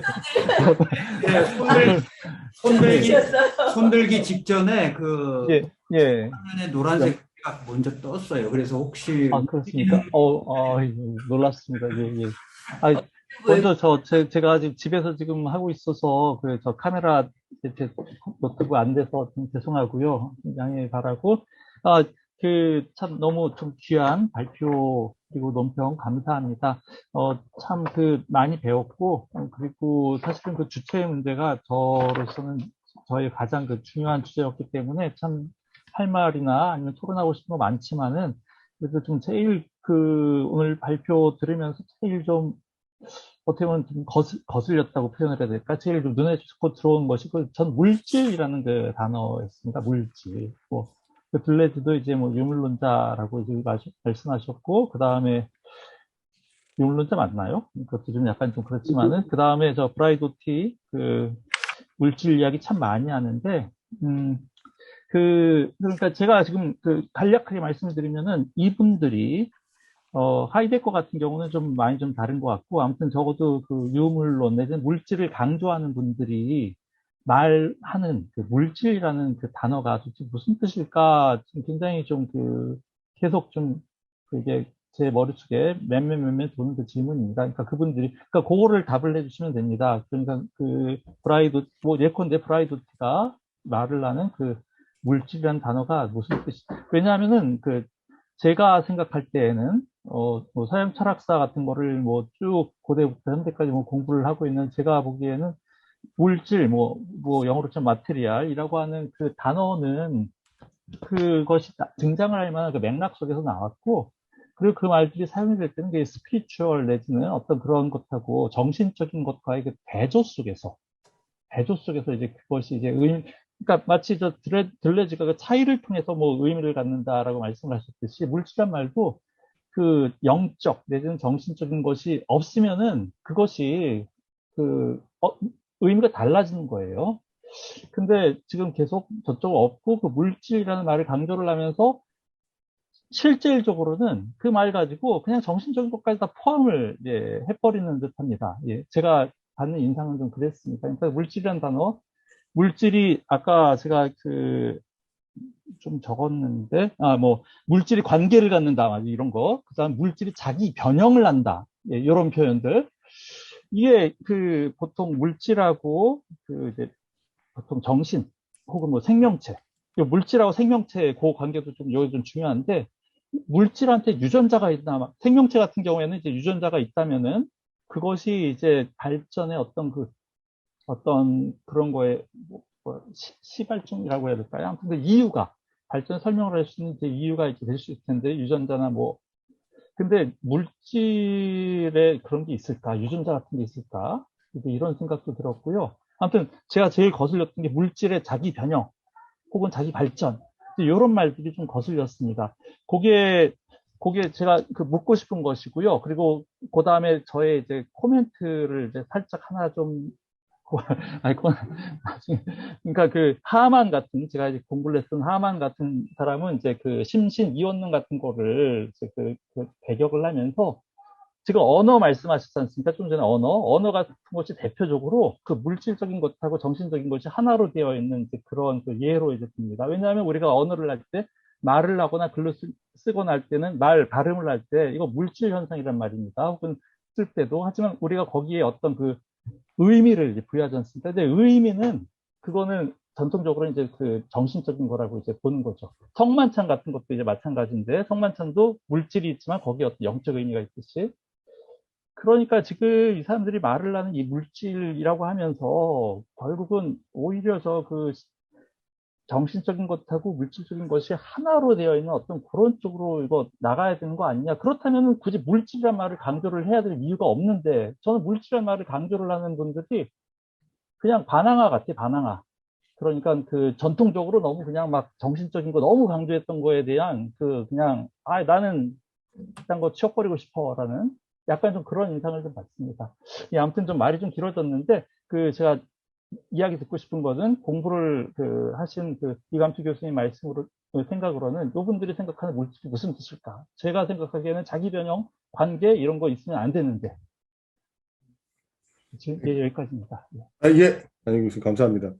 그러니까 사실 아마 브라이도트라든가 들러지 같은 경우, 특히 신유물론을 주장하시는 분들은 안일 교수님이 말씀하신 그 부분에 대해서 오히려 반대로 말씀하실 것 같습니다. 그거야말로 안일 교수님이 생각하시는 그거야말로 물질에 대해서 내가 갖고 있는 관념에 따라서 딱 규정되어 있고 그 안에 들어가는 것만 물질이다 라고 생각하는 정말 작은, 그리고 지금까지 이어져 왔던 어떤 전통적인 그런 이해에 머물러 있는 것뿐이다 라고 아마 주장을 할 것 같습니다. 그렇게. 예. 그리고 제가 지금 안일 교수님 이 질문을 하실 줄 제가 알았으면 차라리 좀 일찍 그러니까 제가 다운받아서 보던 논문이 하나 있긴 있거든요. 근데 그 논문이 있는데 거기 보니까 들레즈가 어떻게 이 물질에 대한 이야기를 끌어왔고 그 물질에 대한 이야기를 철학사로부터 어떻게 끌고 왔는지 했던 논문이 있는데, 제가 그걸 그냥 스킵하고 적당히 읽다 와서 사실 좀 아쉬운 마음이 지금 좀 있는데, 대충 훑어봤을 때 이랬습니다. 물질이라고 하는 것, 전통 철학적으로 봤을 때 물질이라고 하는 것이 단순히 그냥 물질, 정신 이렇게 나눠져 있었던 것이 아니라 근대 이전까지는 생기 있는 물질, 그러니까 정신이 담겨져 있는 어떤 물질, 물체라고 하는 걸로 계속 이해되어 왔다. 라고 들레즈는 주장을 합니다. 자신의 철학사, 구성 철학사 안에서. 물활론적인 그런. 예, 그렇죠. 그렇게 표현할 수 있습니다. 물활론. 예. 물활론적인 것을 갖고 있었고, 결국 이것이 근대에 와서 정신과 육체로, 이렇게 물질로 변경됐지만, 오히려 강조점들은 물질 혹은 물체에 조금 더 초점이 맞춰져 있다라고 하면서 결국 자기 자신이 가지고 있는 기본적인 어떤 유물론을 정당화하고 있고요. 뭐 말씀드린 대로 뭐 DNA 이런 말씀하셨지만 오히려 그런 것이야말로 내가 가지고 있는 물질관, 그러니까 과거적인 유물론 혹은 과거에 대한 물체적인 이해를 가지고 와서 여전히 거기 안에는 우리가 생각하는 생명처럼 그런 건 없잖아. 거기 안에는 뭐가 없잖아 라고 하면서 여전히 내가 파악 가능한 그 방식 안으로 물질을 보려고 하는 인간 중심적인 욕망이다 라고 얘기할 것 같고요. 오히려 신유물론자들은 펼쳐놓자는 겁니다. 그래서 사실 요 논문 쓰면서 요걸 좀 얘기할까 말까 하는데 제가 이제 과학적 지식이 이제 그렇게 뛰어나지 않으니까 전혀 뭐 사실 양자역학도 사실 여기서 얘기가 돼야 되지 않을까라는 생각을 사실 하거든요. 현대과학에서 나오는 몇 가지 이야기들이 결국 인간이 일방적으로 주체가 그 물질을 관찰하거나 변형시키는 것도 아니고 그리고 물체가 순수하게 객관적으로 나에게 뭔가를 보여주고 있다는 이 두 가지가 다 연합이 되지 못하는 이유가 바로 이런 것이 아닌가. 주체도 끊임없는 생성의 과정 안에 있지만 우리가 변하지 않는다고 생각했던 이 물질조차도 나의 정신적인 어떤 한계를 벗어나서 자기 스스로 자기 조직을 계속하고 있기 때문에 결국 이런 면에서 이 양자역학이라든가 이런 현대과학의 애매모호한 부분들이 자꾸 나타나는 게 아닐까. 그리고 결국 그 흐름 안에 이 들레즈라든가 브라이도티라든가 하는 현대적 흐름들이 함께하고 있는 것은 아닌가라는 생각을 좀 하게 되었었습니다. 그래서 모르겠습니다. 자연과학적 얘기를 다 하면서 얘기하지는 않으니까 그렇지는 않은데 여하튼 기본적으로 신유물론이라고 불리는 이 흐름은 우리가 파악할 수 없는 물질, 첫 번째 우리의 인식을 넘어서는 물질, 그리고 물질은 끊임없는 생성사건 안에서 자기 자신을 조직화하고 있다. 스스로 생성해내고 있다. 그것은 주체와 인간이 하는 것 못지않게 동일한 가치, 동일한 모습을 가지고 하고 있다. 그걸 반복이라고 표현하지만 똑같은 그런 형태로 역시 물질 역시도 그렇게 존재하고 있다. 생성되고 있다. 그걸 인정해라. 라고 하는 기본적인 출발점을 갖고 있는 것 같습니다. 네, 알겠습니다. 감사합니다. 예. 네, 여기 지금까지 논의한 거에서 더 이어가셔도 되고 또한 다른 질문이나 코멘트 있으면 해주셔도 되겠습니다.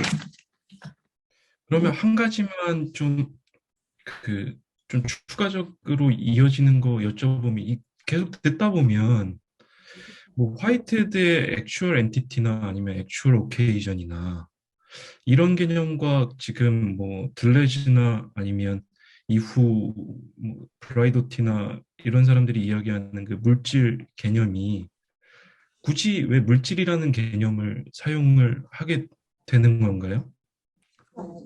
아니, 아까 안윤희 교수님 말씀 잘 주신 것 같은데 사실은 저항감도 있습니다. 너무 그러니까 안윤희 교수님 전공하셨던 칸트 헤겔 그 전통이 지나치게 정신에 대해서만 강조를 하다 보니까 그리고 니체가 힘의 의지 얘기하면서 이 신체, 콜퍼 얘기를 하거든요. 그러니까 라이트, 우리의 몸으로부터 모든 걸 출발하고 새롭게 봐야 한다라는 얘기를 한다는 것을 또 들레즈도 받아들였기 때문에 저항감도 있긴 있습니다. 저항감이. 왜 굳이 왜 물질이라고 표현하니까 어떻게 보면 신유물론의 그 물질은 또 다른 단어를 써도 될 것 같은데 그럼에도 불구하고 기존에 있는 전통과 차별하면서 기존을 전복시킨다는 의미에서 그 물질이라는 말을 계속 쓰고 있다라고도 얘기할 수 있을 것 같고요. 예. 그러니까 그 맥락에서 보면은 화이트헤드도 여전히 정신에 대한 강조를 하고 있다라는 판단인 거겠네요. 그럼. 그러니까 화이트헤드와 들레즈를 비교하는 논문들은 많지만 사실 동시대를 살았지만 서로 간에 그렇게 많은 접촉점이 있지는 않았던 것 같은데 제가 말씀드린 저도 이제 과정신학 얘기를 이제 그 각조 7번인가 6번에 제가 다뤄왔는데 하나의 큰 흐름인 것 같습니다. 1900년도가 시작되면서 과학, 신학, 사상계 이 모든 것들이 사실 이 흐름에 함께 동참하고 있는 것 같습니다. 그런 면에서 근데 아시다시피 뉴턴하고 누구죠? 라이프니츠하고 뉴턴인가요?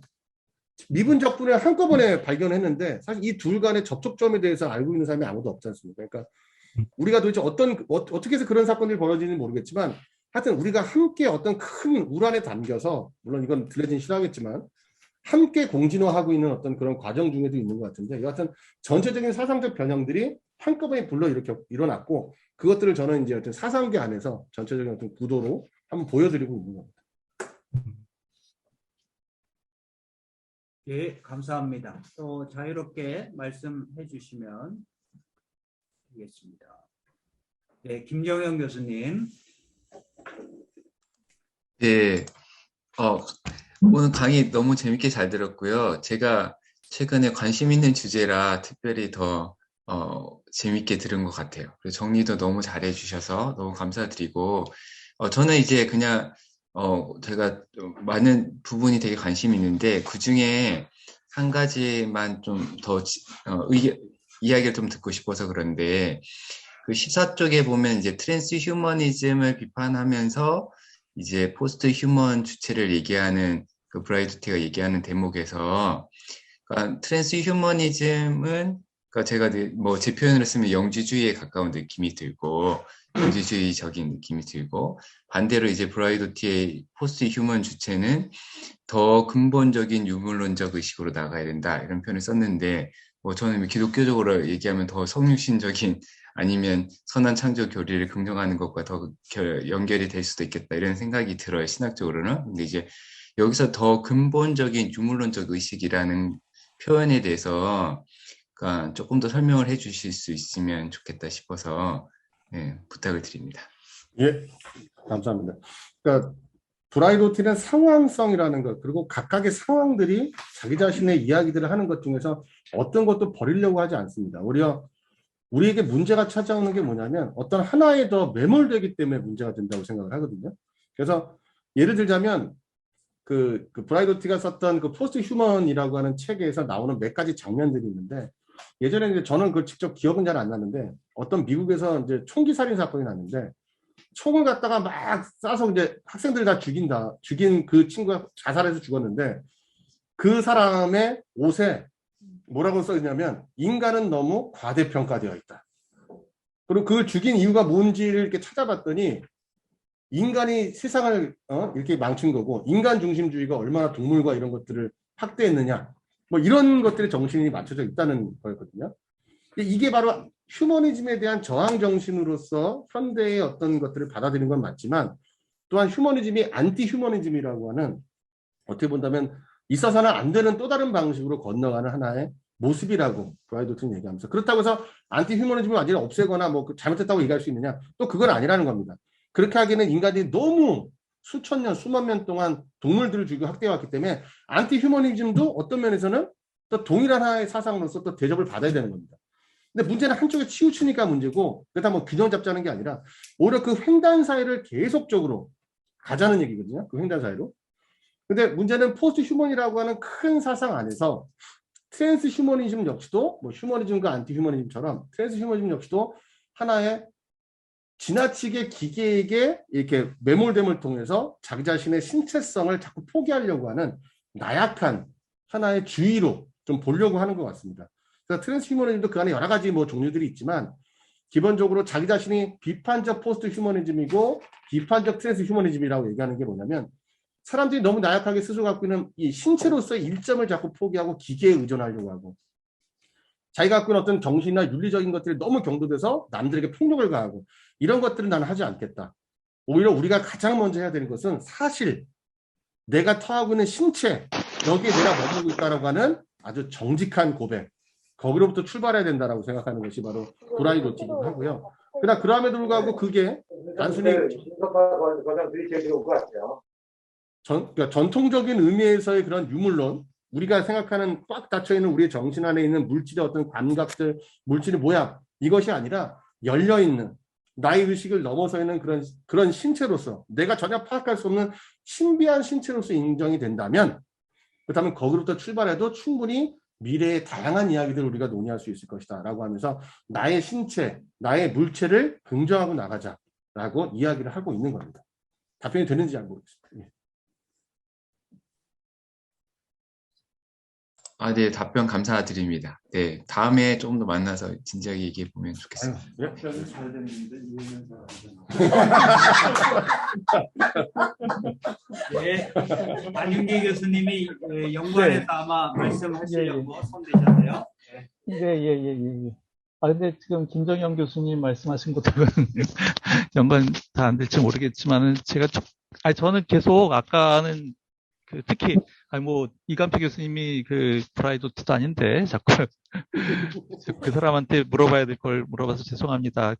맨 마지막에 동물대기, 지구대기, 기계대기라는 말씀을 그걸 좀 우리한테 이야기해 주셨는데 기계라는 말이 뭘까? 요게 또 이제 좀 약간 저는 좀 의아스럽습니다. 왜냐하면 이 기계 머신이라고 하는 게 이게 이제 말 쓰게 된 거에는 그러니까 목적인 어떤 것이 본질이 있어가지고 자가 발전하는 것이 아니라 외부의 유효인에 의해서 외부의 원인에 의해서 이렇게 되는 걸로만 뭔가가 새로 생겨나거나 움직여지거나 마치 이제 죽어있는 죽어 있는, 정지되어 있는 것이 뭔가 이제 밀 때만 그 움직이듯이 혼자서 움직이는 것이 아니라 지금 아까 그 코나투스 말씀하셨는데 그 코나투스 같은 게 이게 기계한테는 이제 있으면 안 되는 거예요. 지금 나는 그 기존의 그 개념에 잡혔다 또 말씀을 하실 가능성이 이제 크지만 왜냐하면 그게 있으면은 그거는 기계가 아니라 그냥 그 생명체, 마치 저 라이프니츠의 저거예요. 모나드. 예.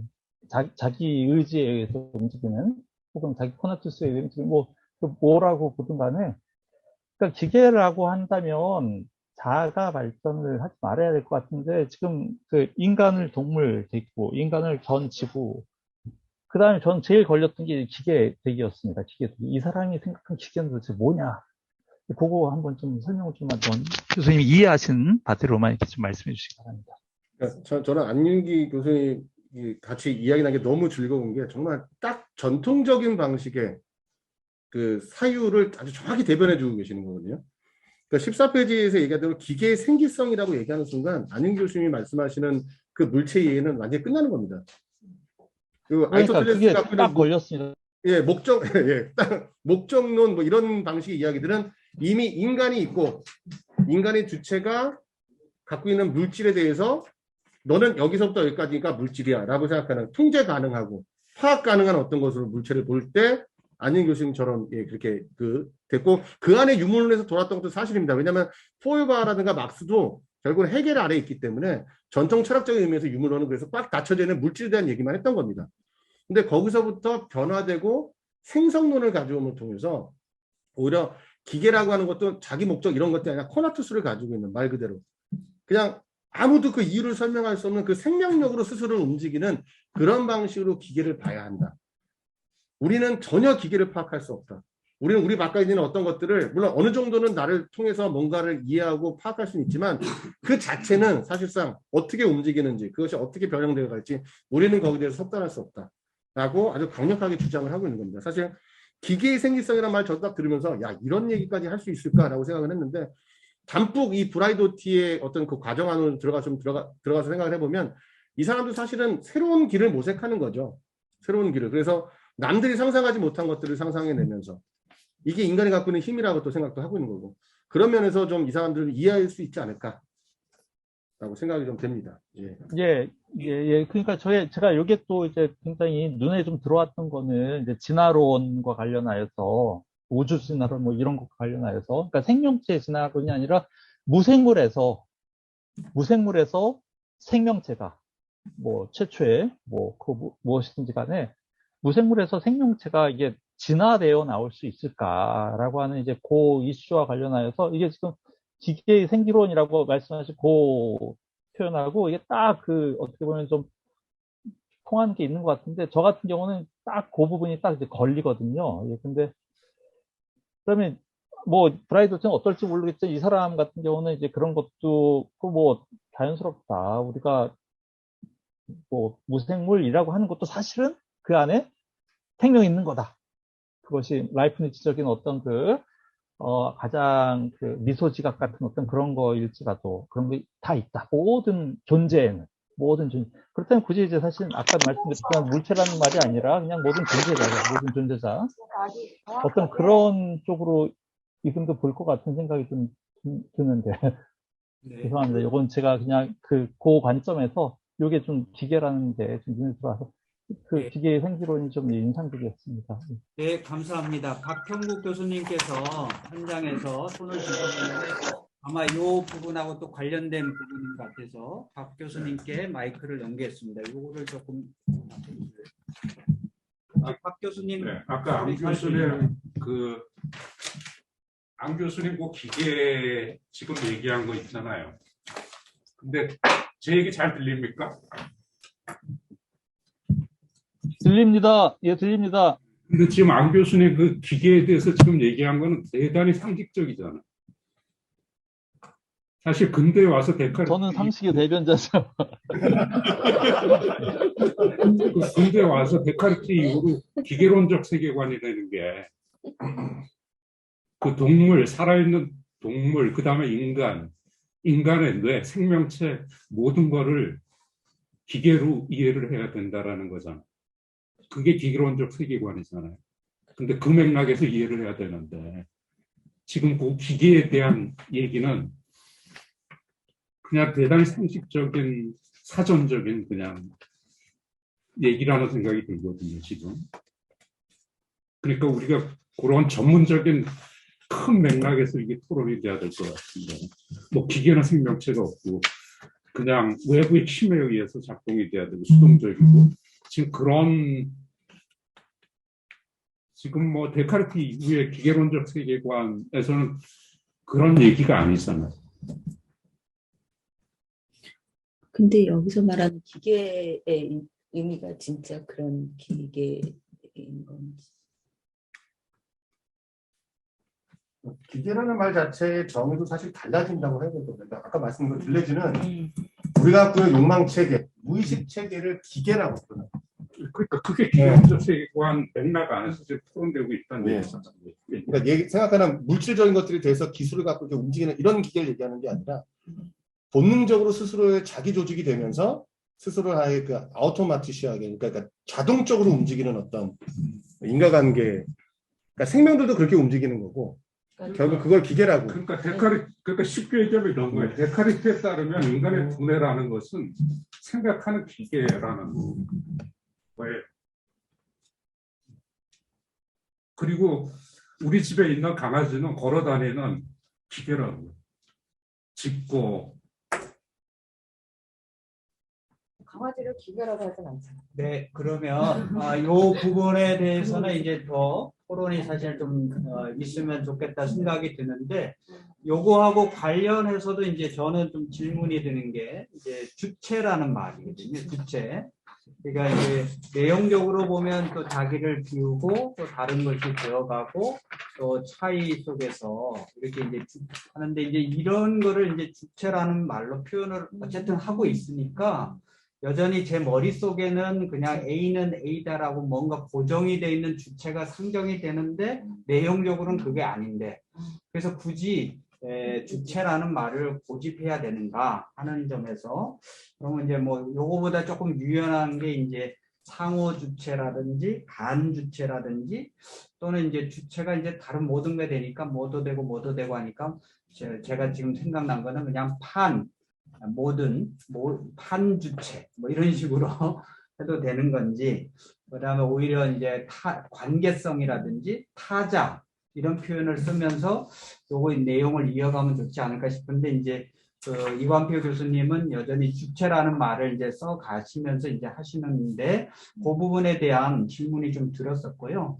두 번째는 이제 들레즈를 제가 사실 잘 이해를 못하지만 아까 힘의 차이를 통해서 계속 이제 무한 반복되고 이런 얘기를 하셨는데, 그 힘의 차이라고 하는 것이 각 존재자들의 어떤 생물학적인 또는 뭐 정신적인 그런 의지적인 그런 차이 같은데, 그러나 또 어떤 이제 사회 조직 안에 가면 사실 그게 이제 문화적인 차이 또는 이제 각자 자리를 차지하고 있는 포지션, 사회적인 조직 안에서의 포지션에 의한 차이, 예를 들면 총장으로서 또는 뭐 교수로서 뭐 그다음 검찰총장으로서 하고 형 검사하고는 이제 존재적인 그런 사회적인 지위적인 차이가 있거든요. 그러니까 그런 것도 포함하는 힘의 차이를 얘기하는 건지, 아니면 오히려 이제 제가 언급하는 요 예는 사실은 파워, 권력에 대한 비판까지 들어가야 되는데, 이제 들레즈는 이제 그런 권력에 대한 힘의 차이도 비판은 할 수 있는 건지, 오히려 그런 생각이 그냥 들었습니다. 그래서 두 가지 질문을 드립니다. 예, 지금 처음에 주체에 대한 얘기 먼저 말씀 올리면, 백충현 교수님 말씀 주신 대로 이 주체에 대해서 꼭 그 단어를 계속 써야 될 필요가 없다라고 말씀드린 것처럼 무가치하다고까지 사실 결론이 나는 경우도 있습니다. 그런데 또 다시 브라이도티는 주체란 말을, 그러니까 뭐 들레즈, 그러니까 하이데거는 주체란 말을 아예 쓰지 말자라고 얘기를 했었고요. 거기에 비해서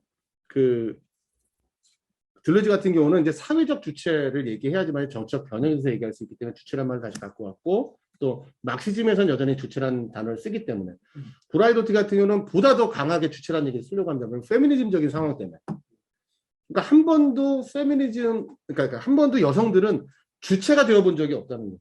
근데 남성들이 너무 우습게도 지네가 주체할 거 다 하고 주체로서 다 행동하고 권력 다 잡아놓고 이제 와서 주체를 해체해버리겠다. 그런 건 없으니까 우리 다 같이 동일하게 살자라고 하는 말도 안 되는 소리를 하면서 오히려 언어가 중요하다고 했잖아요. 그 단어를 희석시킴을 통해 자기네들은 그 주체 밑으로 여성이 주체가 된 그 상황으로 들어가지 않겠다라고 지금 주장을 한다는 거거든요. 그래서 오히려 여성적인 그 어떤 여권 신장과 페미니즘 운동을 위해서 보다 더 강하게 주체적인 얘기는 해야 된다라고 얘기를 하고 저 같은 경우는 주체란 말을 계속 써야 된다고 생각하는 게 어떤 거냐면 하나의 그 어떤 연결성. 그러니까 저는 이렇게 생각합니다. 신도 그렇고 인간, 신 혹은 어떤 신비. 그러니까 우리가 사실 정확히 규정하지 못하고 과거로부터 계속적으로 우리가 얘기하고 연구했던 어떤 X 일점이 있다면 우리가 비슷하게 혹은 뭐 유사하게 경험들은 다 면면이 해온 거거든요. 단지 어떤 차이냐면 우리가 거기다 단어를 어떻게 집어넣느냐가 항상 문제였던 건데 기본적으로 위에 있는 것들 지금까지 있었던 우리가 같이 경험했던 그 경험들을 함께 싸잡으면서 우리 현대도 우리가 규정하고 미래에 대해서 예측하기 위해서는 여전히 과거의 어떤 연결선상을 가져야 하고 그런 면에서 지금 우리가 주체라는 이름으로 계속적으로 주장하고 있는 그 현상에 대해서 과거의 연결점, 그리고 과거가 왜 그런 식의 이야기를 했었는지에 대해서 좀 알기 위해서라도 이 주체라는 개념을 계속 살아서 연결선을 좀 갖고 있어야 된다고 생각해서 저는 주체란 말을 계속 써야 된다라고 좀 생각을 하고 있고 두 번째가 그러니까 사람들이 이제 특히 니체를 보면서 사람들이 많이 좀 오해할 수 있는 부분들이 뭐냐면 니체가 굉장히 심오하게 이야기를 하긴 했는데 그 안에다가 뭐 정치, 경제, 사회, 문화 이런 것들을 구체적으로 표현한 건 아무것도 없습니다. 니체는 시를 썼거든요. 우리 안윤 교수님 요즘에 니체 짜라투스트라 가지고 강독하신다는 얘기 제가 듣고 너무 잘 됐다고 생각하고 있는데 안윤 교수님 잘 느끼시겠지만 독일어로 보면 그건 하나의 시입니다. 시. 그러니까 하나의 예언자가 선포하듯이 앞으로의 시대에 대해서 자신도 알 수 없는 어떤 그런 움직임을 통해서 뭔가 선포가 되고 그 선포가 우연인지 필연인지 모르겠지만 현대에 와서 계속적으로 맞아 들어가고 있는 상황이 됐고 그래서 우리는 니체의 이면을 계속 살피고 있는데 아마 백준 교수님 말씀 주신 대로 정치적인 의미에서 힘으로도 표현될 수 있을 것 같고요. 혹은 경제적인 걸로 종교적으로 다 표현될 수 있을 것 같습니다. 근데 중요한 것은 무엇이냐면 우리가 뭐라고 표현할 수 없지만 여하튼 우리는 정신적인 어떤 활동을 통해서 딱 구조 지어진 곳에 태어나서 우리가 운명 지어져서 야, 난 그렇게 살 수밖에 없으니까 위아래 있고 계급 있고 이렇지 않다는 겁니다. 이 힘들 간의 갈등은 끊임없이 누군가가 그 힘을 통해서 긍정이라고 표현했잖아요.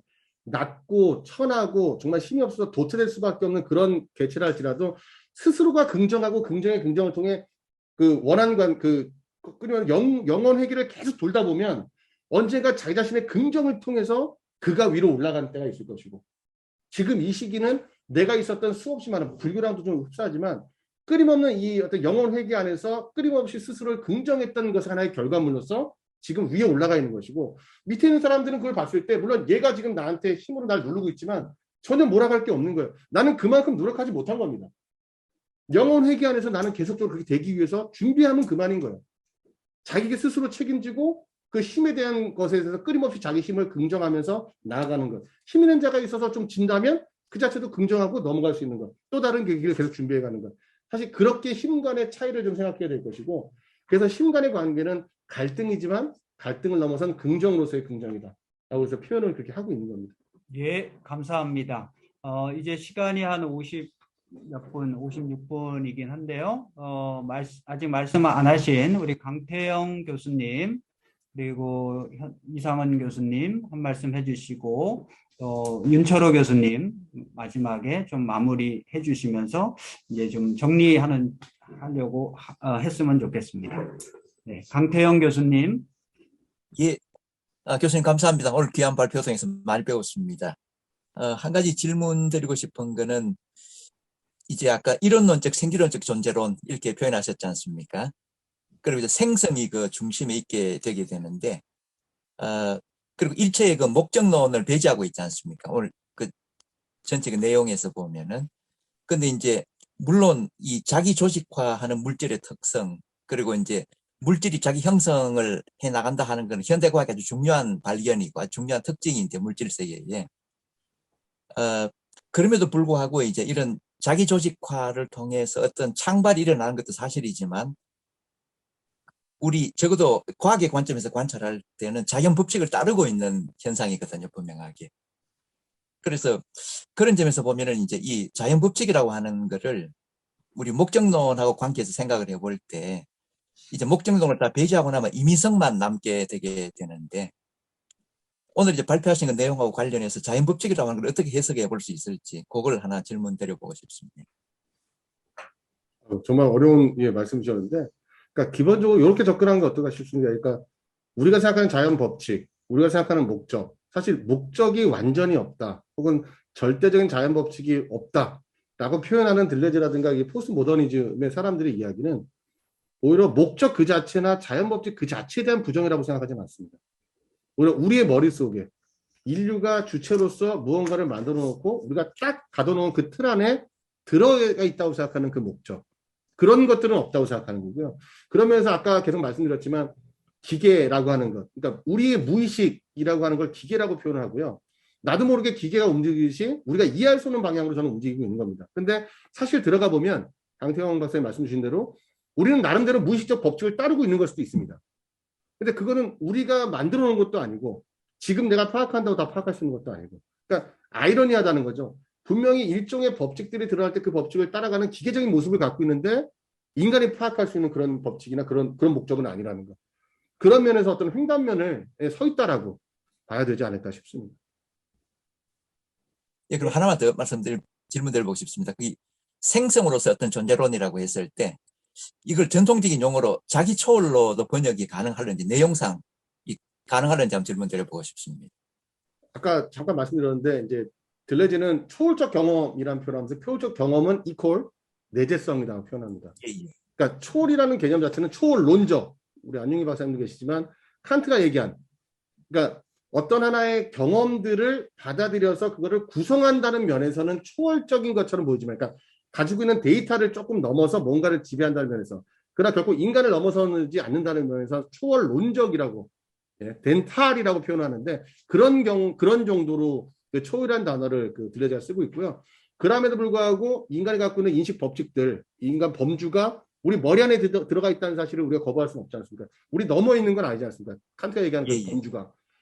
그 들레즈 역시 마찬가지로 자기 초월이라고 하는 그러니까 이런 생성이라고 하는 것은 물론 스스로 갖고 있는 것들을 넘어서는 하나의 성격을 갖고 있지만, 그러나 결코 우리가 살아가는 삶을 결코 넘어가지 않는다는 것. 하나의 생명권 혹은 전체의 어떤 물질권을 절대로 넘어갈 수 없다는 면에서 초월이라는 단어를 아마 거부할 것 같습니다. 예, 감사합니다. 예, 감사합니다. 이상은 교수님, 질문, 코멘트 있으시죠? 뭐 아주 간단히 말씀을 사실은 이제 한 가지 그 텍스트 안에 내용이 굉장히 많이 들어와 있다는 느낌이 들어가지고, 사실은 처음에는 이제 주체에 대한 비판부터는 로지 브라이도티에 대해서는 많이들 관심을 가지고 보니까 20세기 후반, 21세기 초에 그 이제 포스트 모더니즘이 가지고 있는 관점 자체가 어떤 모더니즘이 다 그렇다라고 하면 뭐하겠지만 이제 주체 객체 이렇게 돼 있잖아요. 대체로 보면 바르트, 슐라이어마커 비판 보면 제일 먼저 나오는 얘기가 주체 환원론이냐. 20세기 바르트도 그렇고 21세기 보면은 아까 그 질문 나오시면서도 그 얘기했지만 대체로 비슷한 생각들을 많이 공유한 것 같아요. 화이트헤드도 그랬지만 들레즈도 그랬고 그 누구죠?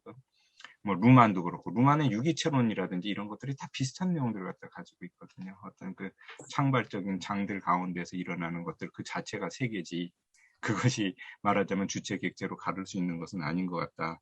전 한편으로는 약간 좀 그 들레즈를 보면은 생물학적인 관점이나 세포 어떤 이제 그 유기체 이런 발전에 대해서 굉장히 좀 많은 통찰을 가지고 있는 것 같아서 시각 자체가 19세기에는 약간 좀 물리학적, 수학적 관점으로 갔다가 이제 20세기 후반 이후에는 그게 생물학적 관점에 따라서 사람들 사고가 많이 변화되면서 이런 부분의 논의가 굉장히 좀 많이 넓혀지는 것 같이 느껴지는 부분이 있었어요. 그런 어떤 좀 느낌을 가지고 보았고, 하나 좀 질문이 있었는데, 전에 요게 이제 제가 생각이 다 안 나서, 교수님 원래 그 연구하시던 부분 중에 하나가 스윈번이었잖아요. 그 스윈번의 중요한 텍스트 중에 하나가 이게 Evolution of Soul인가요? 영혼의 진화였단 말이죠. 그래서 그때도 사실은 꼭 맞지는 않지만 어떤 맥락 자체가 뭐 비슷한 어떤 질문을 가지고 있다면 비슷한 질문을 가지고 있는 부분들이 여기에서 좀 공통적으로 발견되는 것이 있는 것 같거든요. 그런 것들이 어떤 현대적 최근의 사유의 어떤 형식이라면 그냥 물질, 아까도 말씀드렸지만 물질과 정신이 따로 있는 것보다 스윈번도 어느 정도는 좀 그런 어떤 느낌을 좀 가지고 있었던 것 같고, 저는 그냥 좀 넓게 이런 어떤 그 흐름에 대해서 아주 간단하게 한번 좀 입장을 설명을 좀 해주실 수 있을까, 그렇게 좀 말씀드립니다. 항상 느끼는 게 지난번에 이제 발표를 하면 이제 앞부분을 자꾸 날리게 되는데 그때도 뭐라고 쳐서 제가 논문을 작성하고 발표했는데 얘기를 듣다 보니까 그 말이 맞아서 그때 김동영 교수님 아마 그 말씀을 해주셔서 앞부분을 날리고 새로 뒤를 보완해서 좋은 논문이 됐는데 이번에 이상훈 교수님 말씀 주셔서 아마 앞부분을 또 날리고 스윈번을 집어넣어도 될 것 같다는 생각이 머릿속에 딱 스치는데 아주 정확한 지적이시고요. 대신에 이제 이 접근 방법이 좀 다른 것 같습니다. 그러니까 스윈번 같은 경우는 항상 어떤 증거들이나 증명들이나 결과들을 먼저 본 다음에 거기에 대해서 유추하는 방식으로 가거든요. 그러니까 예를 들어서 영혼의 진화 같은 경우도 처음에 이제 이볼루션 오브 뭐 소울 이렇게 되니까 거기에 어떤 과정을 다룰 줄 알았더니 그게 아니고 우리가 흔히 아는 문화적, 사회적, 어떤 윤리적 담론들을 쭉 다 끌어내 놓고 이걸 보니까 우리가 진화됐다고 얘기해야 되지 않느냐 라는 표현을 좀 그런 식의 방법론을 좀 쓰고 있더라고요. 거기에 비해서 지금 말씀 주신 대로 이 들레지라든가 브라이도티 같은 경우는 오히려 거기에 대해서 강하게 전제를 갖고 주장을 하고 있는 거죠. 변해간다. 그리고 그런 면에서 소울도 물질로부터 나올 수 있다라고 하는 그 담론들을 들레주나 아니면 브라이도티는 이야기해주고 있는 것 같습니다. 그런 연결점들을 한번 생각해 보면서 그러니까 어차피 우리 연구 안에서 제가 연구했던 부분들을 좀 같이 감싸서 가야 되니까 한번 고민해 보고요. 그렇게 한번 논문을 좀 한번 수정해 보도록 하겠습니다. 네, 고맙습니다. 예, 감사합니다. 마지막으로 우리 윤철호 교수님 옆에 와 계신데요. 윤 교수님 전체적으로 총평 마무리 말씀 한번 해주시면 감사하겠습니다. 예, 제가 늦게 와서 이렇게 좋은 강의를 못 들어서 얘기할 게 없고요. 어쨌든 우리 이광표 박사님 귀한 강의를 못 들어서 나중에 잘 읽어보겠습니다. 근데 어쨌든 이게 우리 이번에 이렇게 플랜카드도 걸고 이게 이번부터 이렇게 뭐 논찬도 있고 또 어디 뭐 강사비도 어떻게 뭐 해서 그래서 그런지 더 열심히 더 잘한 것 같고 진작에 이렇게 할 걸 앞으로 우리 그 연구 기간이 얼마 안 남았는데 남은 기간 동안 좀 더 이렇게 재밌게 더 활성화해서 우리 모임을 하고 잘 마무리를 잘 하고 나중에 이제 결과 보고서 내고 할 때 잘 우리가 무사히 잘 됐으면 좋겠습니다. 네, 감사합니다. 네. 네, 오늘 발표가 이광표 교수님이어서 더 재밌지 않았나 싶은데요. 계속 발표하시죠 뭐. 왜 그러세요? 왜 그러세요? 다음 달은 제가 발표인데 갑자기 네, 오늘 논평하셨다가 그동안 그 사이에 이제 말씀이 없으셨는데 갑자기 인성교육을 문 닫아야 될 부분은 주체교육은 괜찮은데 인성교육은 안 된다. 이거 김효석 교수님 논평도 하셨지만 그래도 마지막 전에 한 말씀 좀 해주시죠. 뭐 저는 너무 오늘 이광표 교수님 발표 통해서도 또 여러 교수님들의 질문과 토론 통해서 너무 많이 공부가 돼서 참 저는 많이 배워가는 시간이었습니다. 기회 주셔서 감사합니다. 네, 감사합니다. 그러면 이광표 교수님도 마무리하는 뭐죠? 네, concluding remarks 뭐 이렇게 한국말이 빨리 생각 안 나요. 마무리하는 말씀 한 말씀 해주시죠. 뭐 제가 뭐 그런 자격이 있겠습니까? 실력도 없고 능력도 없는데 너무 정신없는 말씀드려서 너무 죄송하고요. 네. 하여튼 다음번 계획은 이걸 시각적으로 한번 연결시켜 보겠습니다. 어떻게 하면 인간을 소중한 하나님의 형상을 가진 존재로서 이야기하면서 다른 동물들과 다른 이들을 사랑하고 함께 존중받을 수 있는 그런 사회를 만들 수 있을까? 저는 그게 기독교가 갖고 있는 장점이라고 생각하고요. 현대는 그와 정반대로 가고 있는데 어떻게 하면 이 둘 간의 대화를 통해서 좀 의미 있는 어떤 뭐 생태계 문제, 사회 문제를 좀 이끌어낼 수 있을까 계속적으로 한번 고민해 보도록 하겠습니다. 예, 감사드립니다.